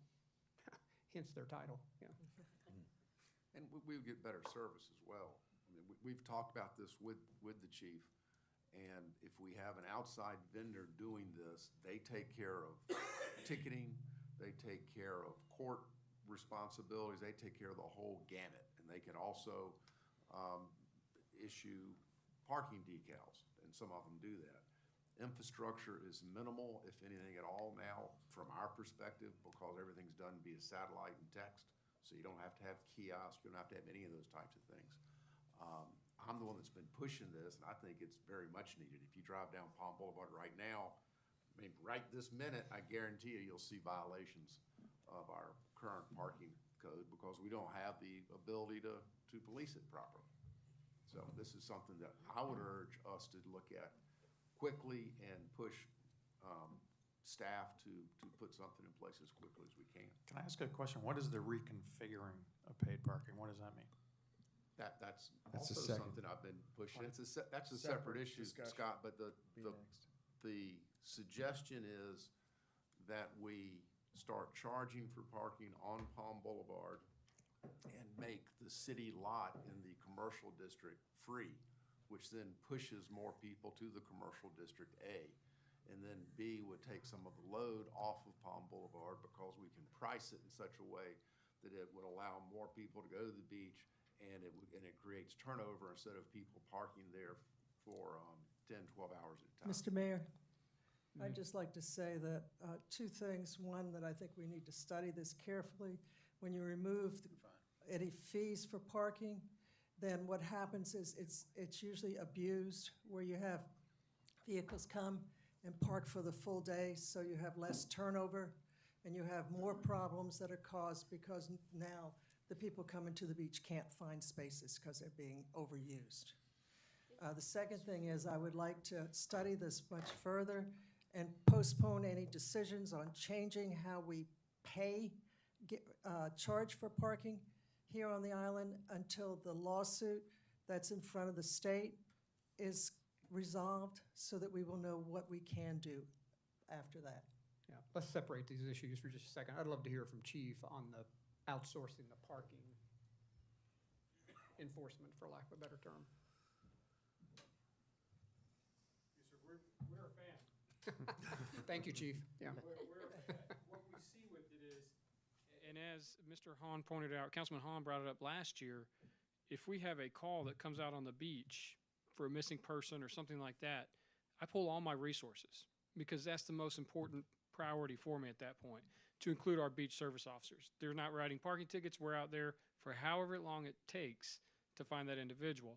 And during that time, there are several cars that park, and we are not able to, then we're playing catch up when we're done with this, trying to catch all these violators. And I do strongly believe, in talking to the other counterparts in municipalities that have done this, you do see better enforcement when you outsource it, because that's what they're paid to do specifically. They don't have any other job. They do parking. And we've talked with several municipalities that have gone this route, and I've worked for some that have their own departments that do it, and then talked with several that just outsource it. And it's, you have a better resource for it. We do have a position where we've got to look at how much money it's going to cost to facilitate it, and is it the best thing for the city overall. And we've kind of talked with Desiree and Douglas and Debbie. I haven't talked to all three of them at once about it, but in separate conversations, we've all talked, and they're all the same concerns of where does it fall budgetarily. It will relieve some of that financial use of BSOs. We won't need 10 at that point. We could probably reduce that down, maybe 5 or so like that are actually on the beach, and that's now they're enforcing your alcohol on the beach, your glass on the beach, and those types of things. How are these compensated or paid? Is it like almost like a performance base, or is it a straight fee? In other words, do they get paid on the number of tickets they write, or do they get just a straight fee?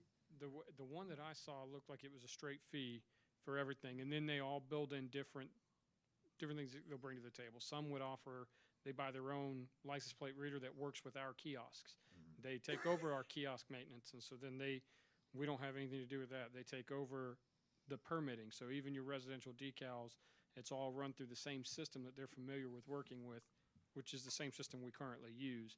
And they would do all of that for you, to include reducing the work on our clerk of court and Laura and the individuals that are up front dealing with the constant calls about parking tickets or the people coming up there, because this company would address all of that.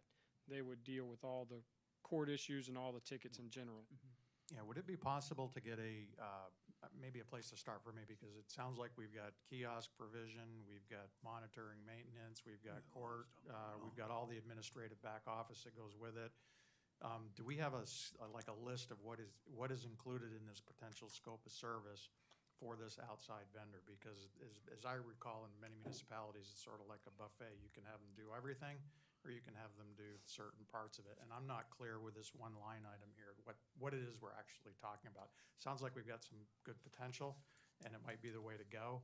I just have no idea what scope we're talking about here. And I think that would be a very helpful place to start if we could define what it is that we're looking at. I think that's where we're at now too, is trying to build that, what are they offering? What do we currently have and how would that all be Overlap. impacted? So that's part of the discussion. I think that's why Mr. Carr was saying that we're not at a point where we're ready to, Just sort of as much pitching the as much idea as I here. want Yeah. to say, let's do this today, I don't think we're in the position to make the best decision with all the information that's been looked at so far.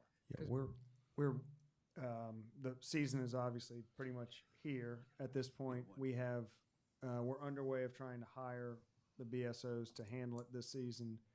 We're kind of at the very beginning of figuring out the scope, how that scope would relate to other responses for proposals to see if we can piggyback on. So I think the staff has seen it as this is our time to kind of build out the program to see what the budgetary impact is for your upcoming budget. So I think that's our kind of next step, is to put those pieces together to see it. Does it make a little money? Does it cost money? What's the financial impact? And have it ready to go for next season. Jimmy? Yeah, I'd just like to see it referred back to public safety for a lot more work, a lot more questions. Have you, to Scott's point, as far as the buffet goes, have you thought about whether they would need a physical structure, an office or not? That is something that the one proposal that we've received so far did say that they would like an office space. And that would be something we would have to look at, is where that office space is.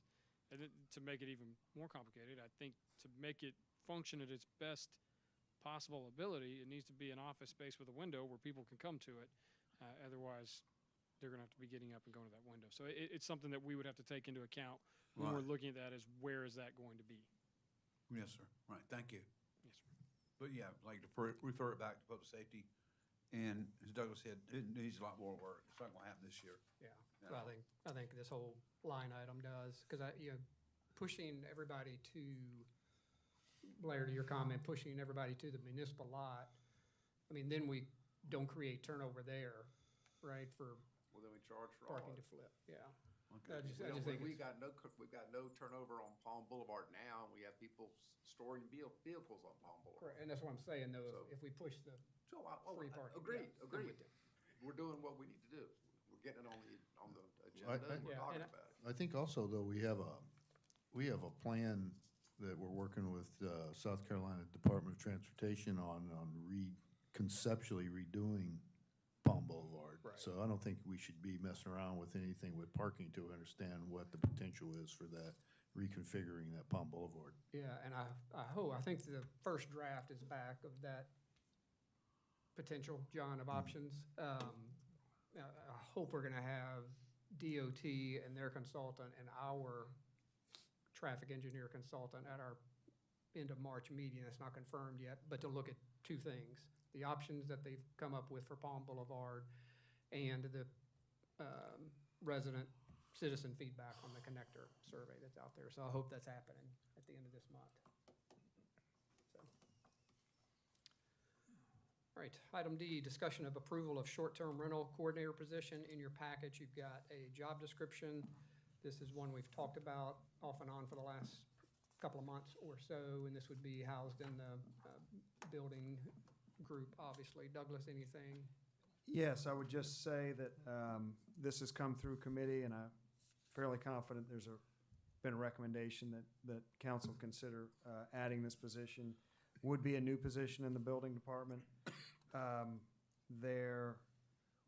We believe, and I guess we would like to get council's buy-in to the idea of hiring this position in this fiscal year. We think that we have adequate room within the budget because of other staffing that didn't happen, that leaves room in the budget to cover this. So we're going to be asking that you approve the job description and at the same time bless the staff to start the process of hiring this individual. A little detail: the physical demands are in the job description generated some questions, which led to the staff sending this job description to our human resources attorney, and he is reworking that description. It will not change really the meat or the meaning of that, those demands, but it will be reworded, and he felt like it could be improved upon. So it'll be slightly tweaked at your council meeting, but that's what the expectation is, or the hope is that at your next meeting, we can get your blessing on both the position and actually hiring the individual. Okay. And I guess- Starting to hire the individual. Yeah, because Douglas, if we approve at the end of March, I mean, by the time we start interviewing, get somebody on staff, whether they're internal or external, our fiscal year's at June, and we're not talking about a big budget number Right. here, and we've got savings, to your point. around- Correct. Rusty, Jeff? No, I'm good. Where would you put them? It's an excellent Stay around question, license. Councilman Ward. Wait till you get through this budget workshop next week. There'll be a conversation about City Hall then. Yeah. City Hall. Other questions, comments? All right, item E, other items for discussion. One, discussion of proposal from Coast Architects in an amount ranging between $60,000 and $90,000 for the design and development of construction documents to install elevator at the Marina Restaurant. You've got this proposal in your packet. I know this has come through committee. Douglas or Rusty, anybody want to opine? You'll kick it off, Douglas? or I'll Yes, jump yes, in? this is, what's in your packet is their proposal to handle this work in two phases. The first part of the work would be, and it's what they're asking to be approved at this point, would be really a due diligence assessment to figure out which elevator, and it would be a similar work product to what Trident did, but it would be by a professional designer, where Trident did not have a professional designer involved. So we think it would be, at the end of that process, they would tell us really the cost, the location, and the best product for that application. The Trident proposal had what's called a Lula, which is kind of a lighter duty elevator. They instantly kind of questioned whether or not that was the best way to go. So if that were to go, if we were to progress from that phase into design phase, there would be an additional agreement with Coast. And that's why there's a range given there on your agenda, that the high end of the range is obviously a more expensive elevator, and the lower end of the range would be probably that lighter duty Lula elevator. And Douglas, based on this design cost, what do we interpolate that to mean for a total cost? So we generally hear that 10% of a design fee is what you can kind of guess. They're guessing the construction cost to be. That puts this fee pretty far out of line with what Trident came back with. And I think theirs was $350. Is that right, Russ? 350 to 4. 350 to 4. If you do the math here, it's beyond that considerably. So 600,000 to 900,000? Yeah. It's what the For an elevator? it's what the range would indicate. But Yeah. it could be a different. Maybe we can't apply that multiplier here. This just seems really excessive for us to even go down this path. To spend $60,000 to $90,000 for an architectural view of something that seems out of reason in terms of cost. I don't know why we'd want to pursue this at this point. Totally agree. Yeah, that lease is signed, is this addressed in that lease? That's a triple net lease with the restaurant Yeah, so, operator, right? yes, and I guess, and I think you will know the story, but the initial design that council approved showed an elevator. They got into the construction of the elevator, of the project, and determined an elevator wasn't feasible where they had planned it. They came back to council, got permission to proceed without an elevator, and it was at that time that there was, I would say not a commitment, but there was an acknowledgement that a elevator would be looked at some point in the future. So this is kind of finishing that process and considering an elevator at this time. Mayor, if I may, to follow up on that, when you said that it was a commitment to at least look at an elevator in the future, as I understand it, they were supposed to pay for the elevator to begin with, and we told them that they didn't have to pay for that elevator, so why is the cost now been shifted to us to look at an elevator in the future? So the recommendation at the time was to consider using tourism funds to do it. I mean, that, there were, again, I guess I used the word commitment and I probably shouldn't have. It was not, there was no, Okay. there was not a commitment. It was a discussion that you're having now, but that was the idea, was, you know, that to It's still serve, our money. still your money. It's not their Yeah, money. Rusty, go ahead. Okay, all right. Let me give a little history lesson on this whole thing here. Initially, as Douglas said, there was the belief that we were going to have an elevator in that building, which the cost would have been borne by the tenants themselves as they were redoing it. That got taken out of the initial design.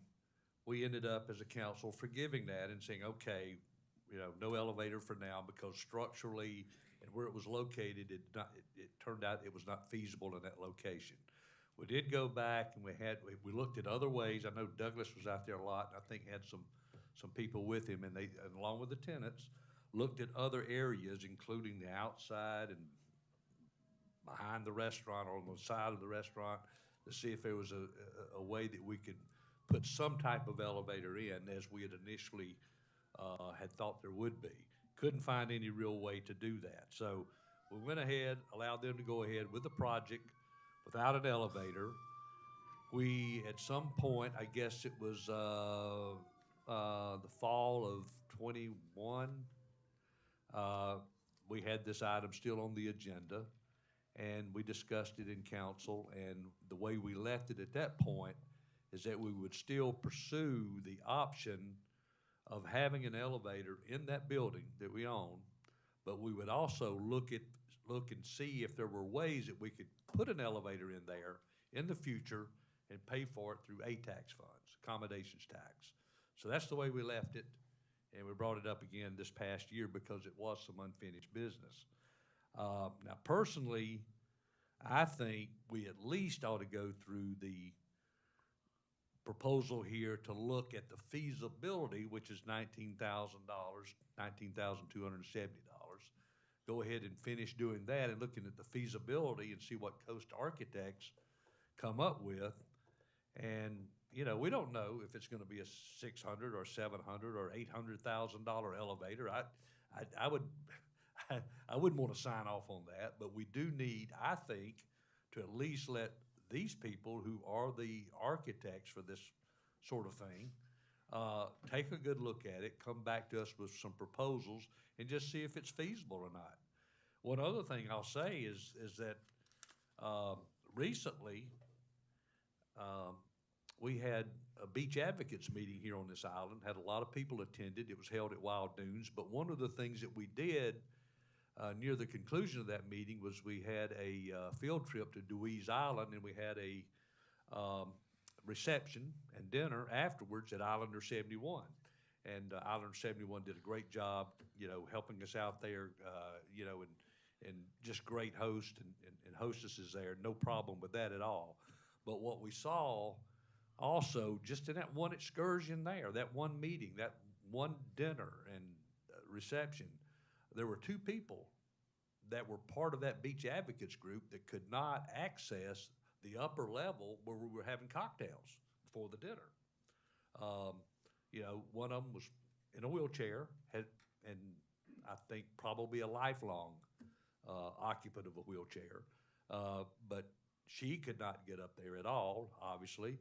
And then there was a gentleman who was a little bit infirm. He didn't have a cane or anything, but he chose to go only halfway up the steps and not go up either. He just didn't feel comfortable going on up to the second level. And I say that because that's initially where we had the reception. Everybody was gathering up there, having their drinks, and it was going to be set up for dinner, a buffet downstairs later. So some of us, you know, but knowing that the lady could not get up there and the gentleman couldn't get up there to the second level, made sure that we went back down and spent some time with them at that first level, and they were served drinks down there as well, you know. So I just saw it firsthand. It's like, okay, as an island that we say, and we have said in resolutions, that we're not only gonna be ADA compliant, but we're gonna go over and above what we need to do to be AD compliant. Is this really what we wanna stand for?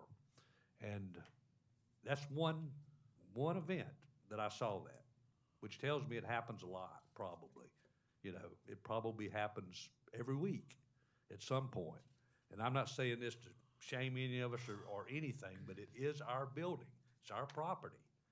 And I just think we ought to do the due diligence here and see if there is a possibility of moving forward this project, and also to see if there's a possibility to offset the cost of this, if it is feasible, through some accommodations tax dollars. So that's where I stand on it, and I would just like to see us move forward at least with the initial piece of this. Douglas, to Rusty's comment, the original's 19,000, 17,000, whatever it is. I mean, that's no design, that's not anything other than a due diligence. That's correct. Right, I mean, so I don't know what we're gonna get for that. And I guess the other thing too, I mean, you would not have issued a CO, obviously, if this building is not ADA compliant. That's correct. Okay. Kevin, sorry. Excuse me. Kevin's got a, let me get Kevin in here, why he's. Mayor, just while Yeah. it's, Go ahead. the building does not have to it doesn't have to comply with the ADA standards. So I guess when I answered that it is ADA compliant, that top floor does not have to comply, so Got it. correct Right. myself there. Let me get Kevin in here. Kevin, go ahead. Thanks, Mr. Mayor. I'm in total agreement with Councilman Streetman. We committed to looking at this. I don't see where it hurts us to at least do this due diligence to see if it's all possible. Personally, I think their number for construction drawings is way over the top expensive, and it probably doesn't even include a structural engineer's reviewing it and stamping it as well, which is probably more money. However, I may be wrong with that. But I agree that we should at least look at it. We said we would, and I could support at least the due diligence part of it. Jan? Thank you. Yep, thank you. Okay. First of all, I agree with Councilman Streetman that the building should be ADA accessible to everyone. And my understanding of the ADA compliancy, though, is the reason why we could, is this a new structure or a renovated structure? It's a renovated structure. So therefore, it doesn't have to fulfill the Correct. requirements? That's correct. Okay, so that explains that. But my understanding with design fees and whatnot, and that was my job, is that the smaller the project, the higher percentage goes into design fees. However, with design fees of $60,000 to $90,000, I don't see this being any less than the estimate that we've already gotten from the other firm. So if we're going into this, I just want the council to be aware. We're talking a minimum of probably $250,000 to $350,000 to install an elevator. And it looks like from where this is starting, it's gonna be more than that. Yeah, and I think we've already had feasibility studies done 2 or 3 times now, and they say it's not feasible, except for spending $350,000. So we're now gonna spend another $20,000 for someone saying, well, it's not feasible, except you wanna spend $350,000, $400,000. So I think we know what the end result is. I don't know why we keep going to ask people for a different answer. I mean, I think we have to make a decision whether we want to spend $350,000, $400,000 an elevator or we don't, not spend another architectural review of it. And I I'm not in I favor don't of think that. we know what the cost is gonna be. And no, we haven't had other feasibility studies. We've had opinions. We had at least one opinion from Trident, who is not the expert. We have not had a feasibility study on this. Yeah, Their for, letter specifically says that the design fees will be between 40 and 70,000, right?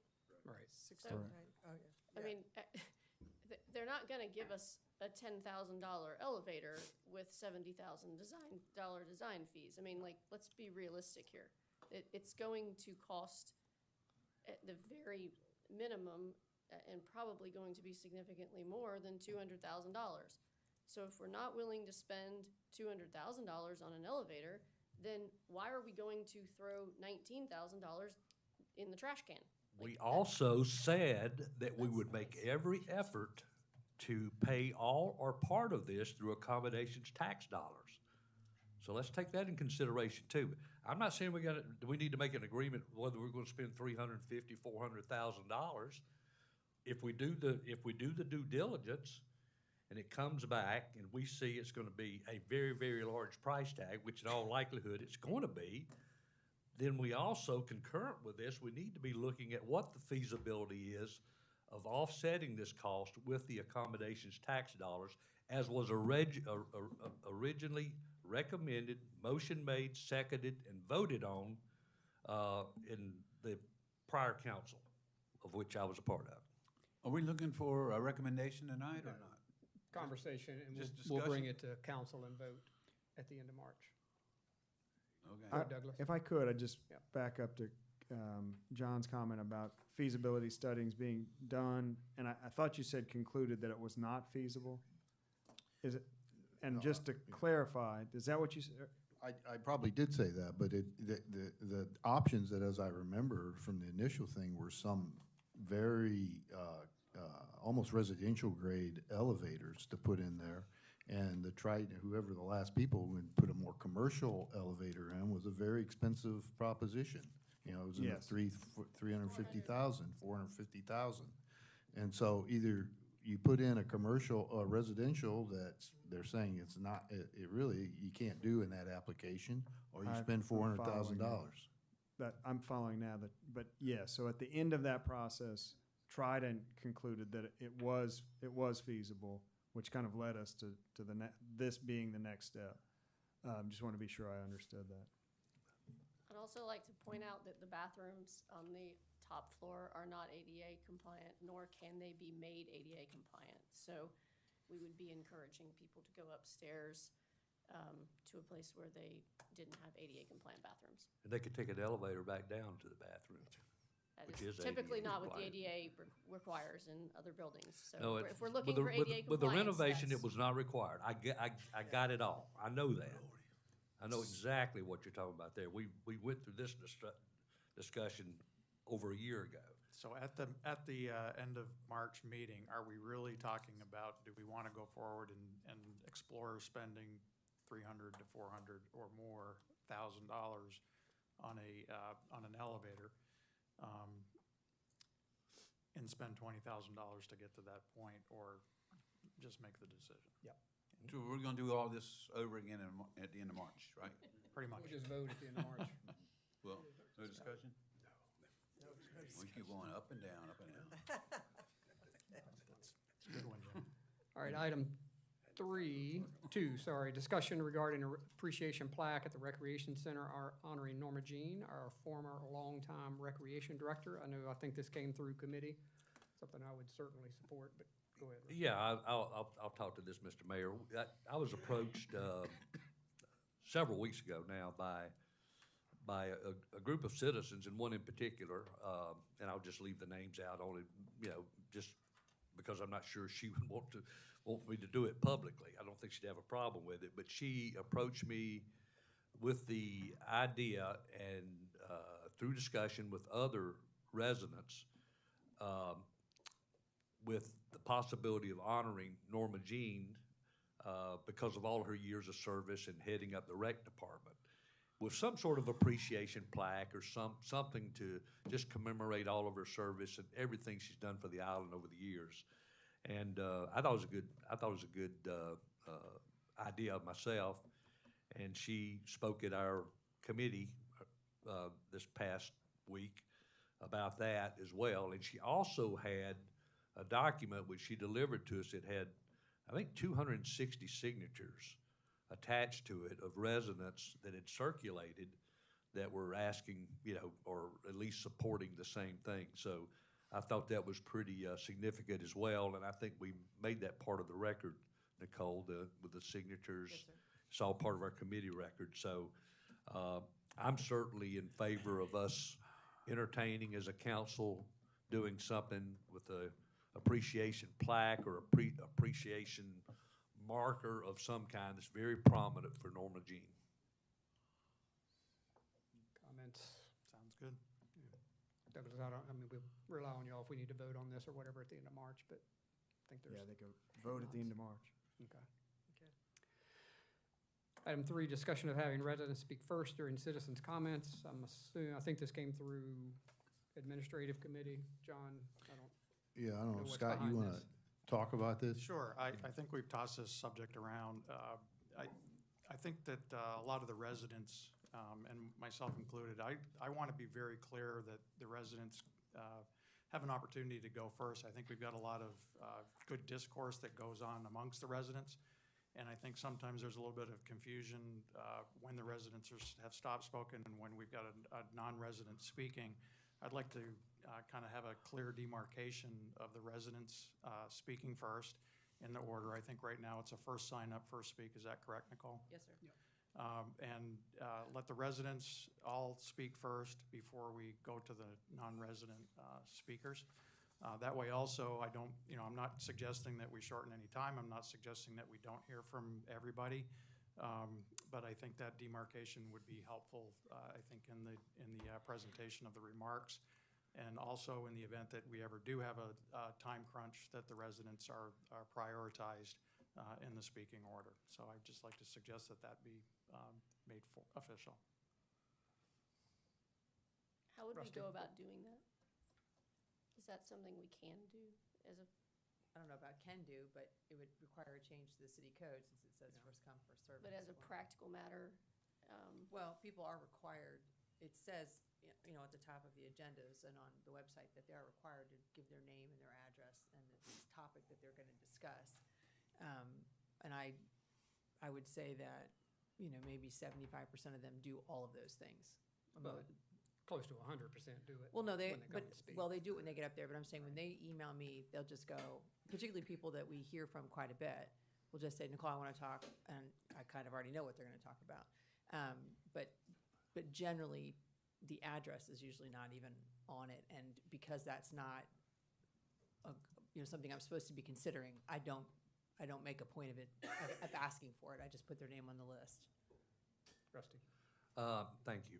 I voted nay on this coming out of committee, and the reason I did is not because I don't believe that residents shouldn't speak, but I believe everybody should speak, and I firmly believe that this is a public forum. It should be open to anyone that wants to speak to us. It always has been since I've been on here, and I think if you go back and look at the records, and I'm sure we've got our historian here, Councilmember Ward, that could tell us that people have been welcome to speak at these meetings, whether they're residents or not. We certainly want to hear everybody's voice heard. I mean, wherever council decides to land on something like this, if it's all residents first and then anyone that's a non-resident last, I mean, we can go that way, but I want to remind people too that we sometimes have exigent circumstances that arrive in this meeting too. I remember a couple of years ago, we had a lady from Mount Pleasant that came over with her husband begging for a beach wheelchair. Remember that conversation? Yes, sir. And we let her go pretty early in the process there. We let her speak.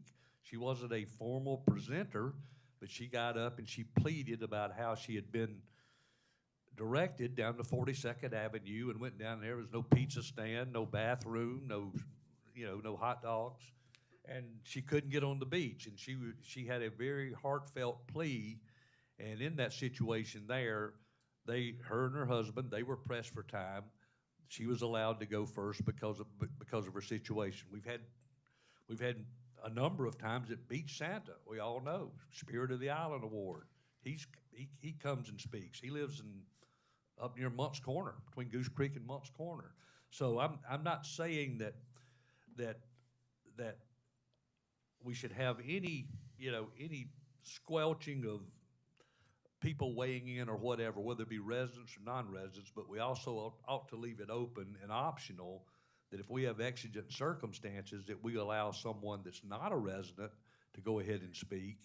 And I don't think we ever should get in a time crunch on this council that we would cut anybody off. I mean, if we have to stay here late to get it done, we should stay here late and get it done.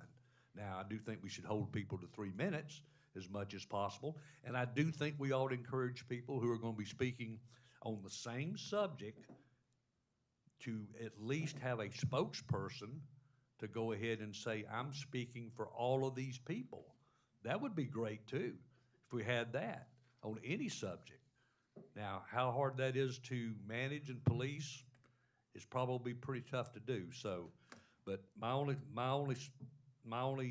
point I'm trying to make on this is nobody should be turned away if they want to speak, whether it be resident or non-resident, and we should have an ability to have exigent circumstances for someone who needs to speak to this council about something, whether they're a resident or not, and possibly letting them go before all the residents have a chance to speak.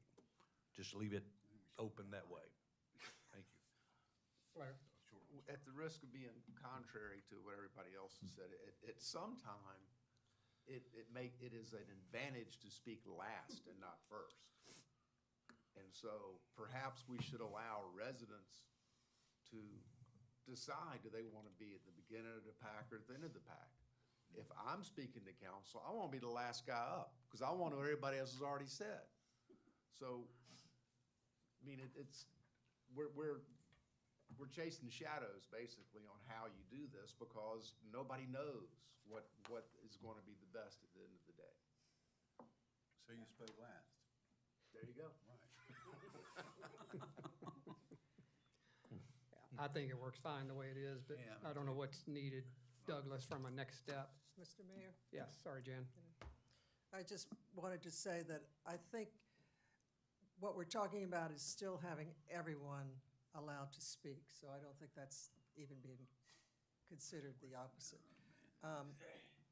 I do think, especially when we have a large number of speakers, that having residents speak first, giving them the option, and making it something like if they sign up and do not give an address, then they would be considered not a resident, is one way to deal with it in terms of who wants to sign up and speak first and who doesn't. But the residents have an option of speaking first. I think that just gives us the opportunity that if we are running extremely long in a meeting, I think we have a 30-minute time slot now for comments. We do suspend the rules of order. We can always suspend the rules of order when we need to. But that's always an option too. Yeah. But I think we just- Kevin, oh, sorry, Jan. Okay. Go ahead. Thanks, Mr. Mayor. Sorry, I might be missing something, but how are we gonna know if they're a resident or not? I mean, I could have a rental home, I can get up there and say, I'm Kevin Popson at 830 Second Avenue, and you don't know if I'm a resident or not, so, I mean, I'm okay, just as long as everybody gets to talk, but I just don't know how we figure out who's a resident, who are not, and how we line them up. Thank you. Homeowner, just call him a homeowner. I'd rather not have to police people's IDs. It's, yeah, it's just, You want to vote on that in March? yeah. I'm not hearing a lot of support, so, No. yeah. But yeah, Well, I'd like to bring it up, have I it on mean, the agenda. it's an ordinance Sure. change, so we'd need to, go ahead, Nicole. Well, I mean, would you like me to ask some other municipalities how they handle that? Sure. Yeah, that would be good. That would be Yeah, I think we know of at least one other that does do it that way. Would you all mind if we saved hearing that it's not unanimous one way or the other, that we don't put it into an ordinance just yet? That's fine. Is that all Yeah. right? As a concept, we'll get Sure. an actual vote on a concept. Works. Thank you, Douglas, for clarifying. Item 4, discussion of adopting resolution to support adoption of a House Bill Pinckney Hate Crime Act. You had the act in your packet. I recommend we forward this to council for approval. Yeah, it's, just real quick, we're one of 2 states in the whole country that doesn't have this, and it's passed the House, headed to the Senate. They may take action before we get to council meeting, but you've Yeah. got a sample in your packet. Any other comments or thoughts? I second it. All right. I heartily support this. Debbie, we're going to have to put you at first at some meeting in the future here, sorry.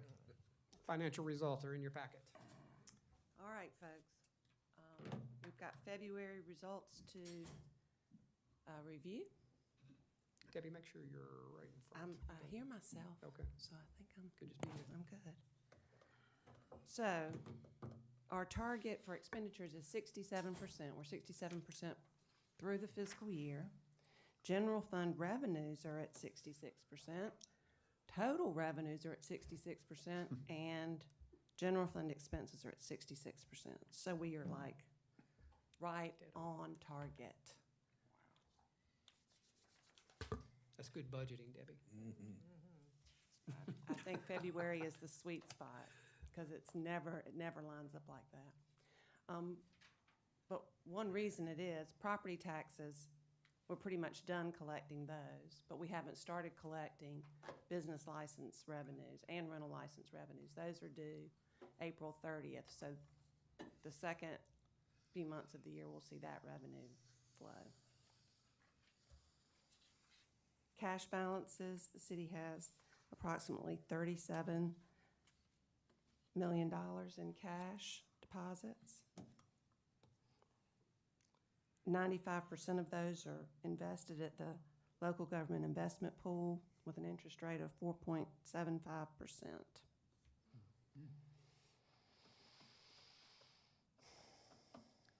That's big money. That's good money. Yep. Boy, it has been.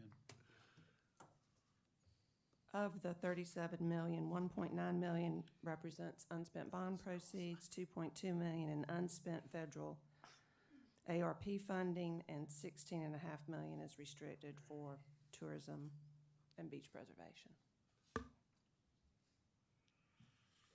Is that ARP money allocated yet? We have it. Yeah, but I mean, have we assigned it to projects yet? Well, we'll talk about that during budget time. Okay. Just foreshadowing, the current draft of the budget uses a half of it for the public dock, but the other half is, as of yet, undecided. Okay, thanks. Okay, I can go through the tourism revenue schedules, but they look good. Yeah, they look great. Not much different from last month. Drainage Phase 3 project worksheet. We have had some pay apps related to the Forest Trail and 30th Avenue outfall project, but still over $1 million unspent on the construction budget.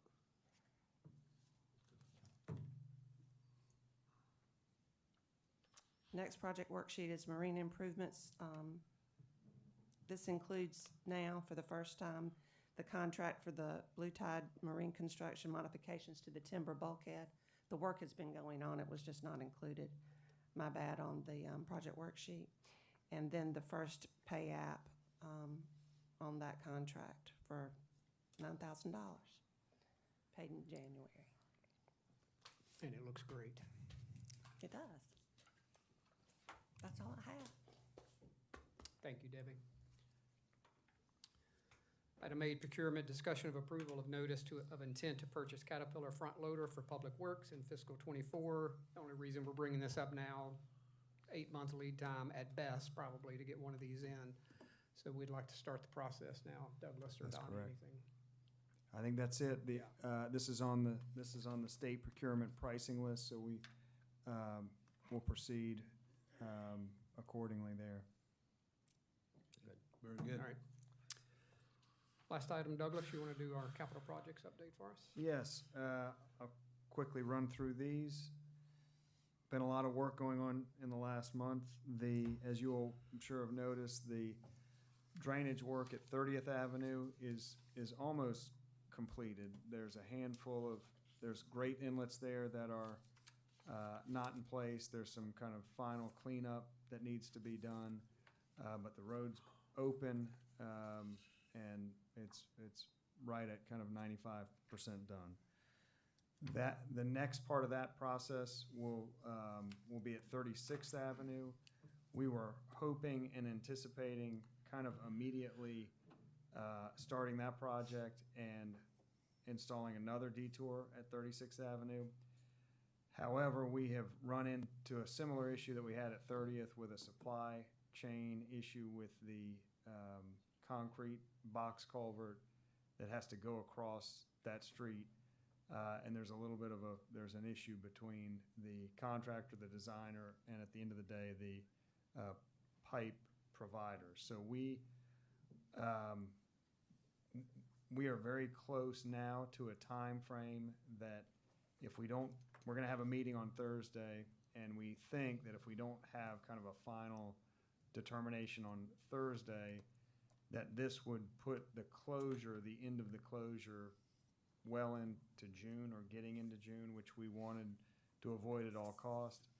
So if that's the case, we are anticipating that we would discuss delaying that till the end of August. We just didn't think it would be prudent to have that road closure in June and then, into the summer. So we're having those discussions right now, and we hope that we can get a little bit more clarity on Thursday. We're still waiting for the Corps of Engineers. When we talk about 41st for a second, those permits have been issued with the exception of the Corps of Engineers permit. We were under the impression that that was going to be kind of a rubber stamp at the end of the process, but I think through some turnover at their office, it's turned into a little more time than they would have anticipated. But we're expecting that, I think, and I think the mayor called their office and they indicated a few weeks, I think, was the last. I think their first thing was, who is this? Yeah, but that's all right. Yeah, I think they're finalizing the paperwork to get us the approval, and, they know all we're trying to do is get everything lined up, ready to go in the fall Right. for construction, so our window's closing here, so Right. hopefully that'll happen quickly. The drainage, the comprehensive drainage master plan, this one, as you all will recall, Davis and Floyd has had some staff turnover there, and they have a new team getting up to speed, but we've met with them several times. We're excited about the new team, just as we were about the old team. They seem to be picking the ball right up where it was left. They have completed a draft of the plan with projects and costs in it.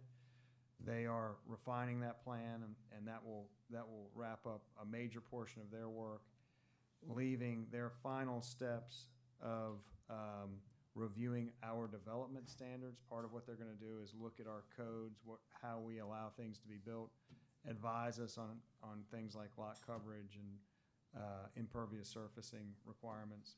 So they still have that piece of work outstanding. They're also going to create what we think of as kind of an asset management plan for all of our drainage systems. As you all know, we have an agreement with Edie's, and Robert and the Public Works staff are doing, they're going in a somewhat reactive process now, and we would like that to pivot to be more proactive and planned and scheduled. So they're working on that. They will come to this group and present all of this. We are expecting it within the next few months to get that to you. They're doing good work at Davis and Floyd. Can I ask a Sure, question? yeah.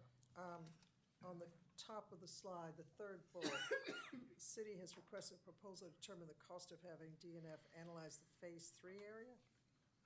Yes. You mean explain that? Yes, please. So the Phase 3 area is really the Forest Trail area between kind of 30th and 41st. That area was analyzed by Thomas and Hutton when they were designing the outfalls to be sure that the outfalls would be sized appropriately. But they did not do the level of modeling and analysis that Davis and Floyd is doing. So what we're a little bit worried about is we're going to get one part of the island that's been completely modeled and planned, and another part that's just planned at a different level. So to have everything kind of an apples to apples comparison for going forward, for things like the maintenance of that system going forward, we think it would be useful to have all of it analyzed to the same level. So we're still waiting for a proposal from them to do that additional So work. it's just a consistent model. Thank you. Yes. Okay. Go to underground utility. 21st and Palm.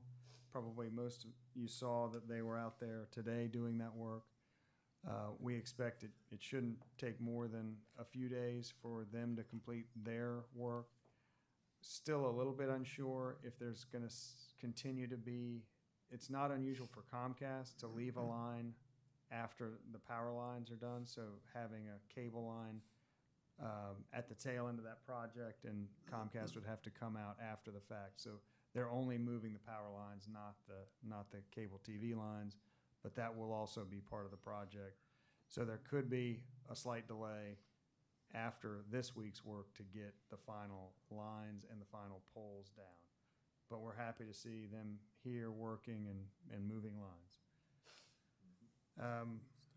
The pickleball court, that too, they have come back to work either today or yesterday.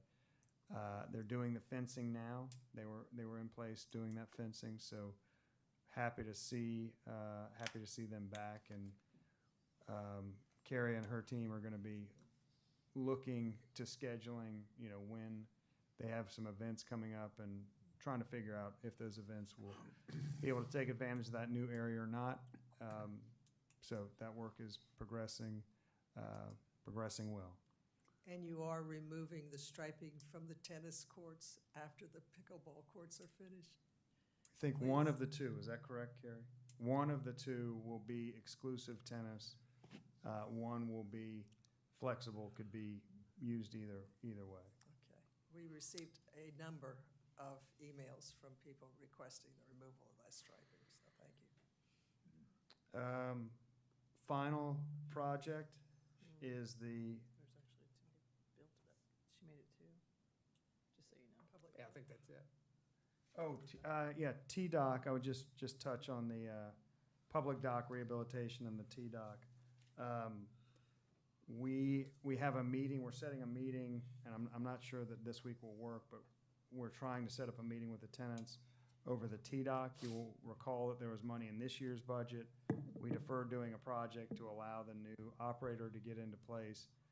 They thought that money could be better utilized than the way we had planned, so we're gonna circle back with them and finalize what the thoughts are for next year's budget. So we're working on that. We have also been just kind of, while I'm talking about the marina site, we have been in contact with the marina operator on their work at the store, which is progressing well. And they finally got their permits for the parking lot, and we expect them to start reconfiguring their side of the parking lot in the next, maybe not this week, maybe next week, all with a goal of opening at the end of April is their target. Also working through a new playground structure on the adjacent to the bulkhead. Think that's really going to turn out well. The public dock rehabilitation, as you all know, is in for permitting. Kind of working through that with OCRM, with ATM at the lead of that. And then final project is the marina bulkhead, which your slide says it's done. It's not completely done. It has still has an electrical component. There are downlights on those posts that will be added. So they're very close to done. Go look if you haven't. It really turned out well. Very proud of that. So, any questions on any of those? Thank you, Douglas. Nothing from a legislative report. Miscellaneous, we've got our budget workshop next Tuesday at 3. I think we're going to do that here at City Hall, just due to what's going on at the rec center, which is good stuff. So we'll just do it here, 3 o'clock next Thursday. No other business? Motion to adjourn. Second. All in favor?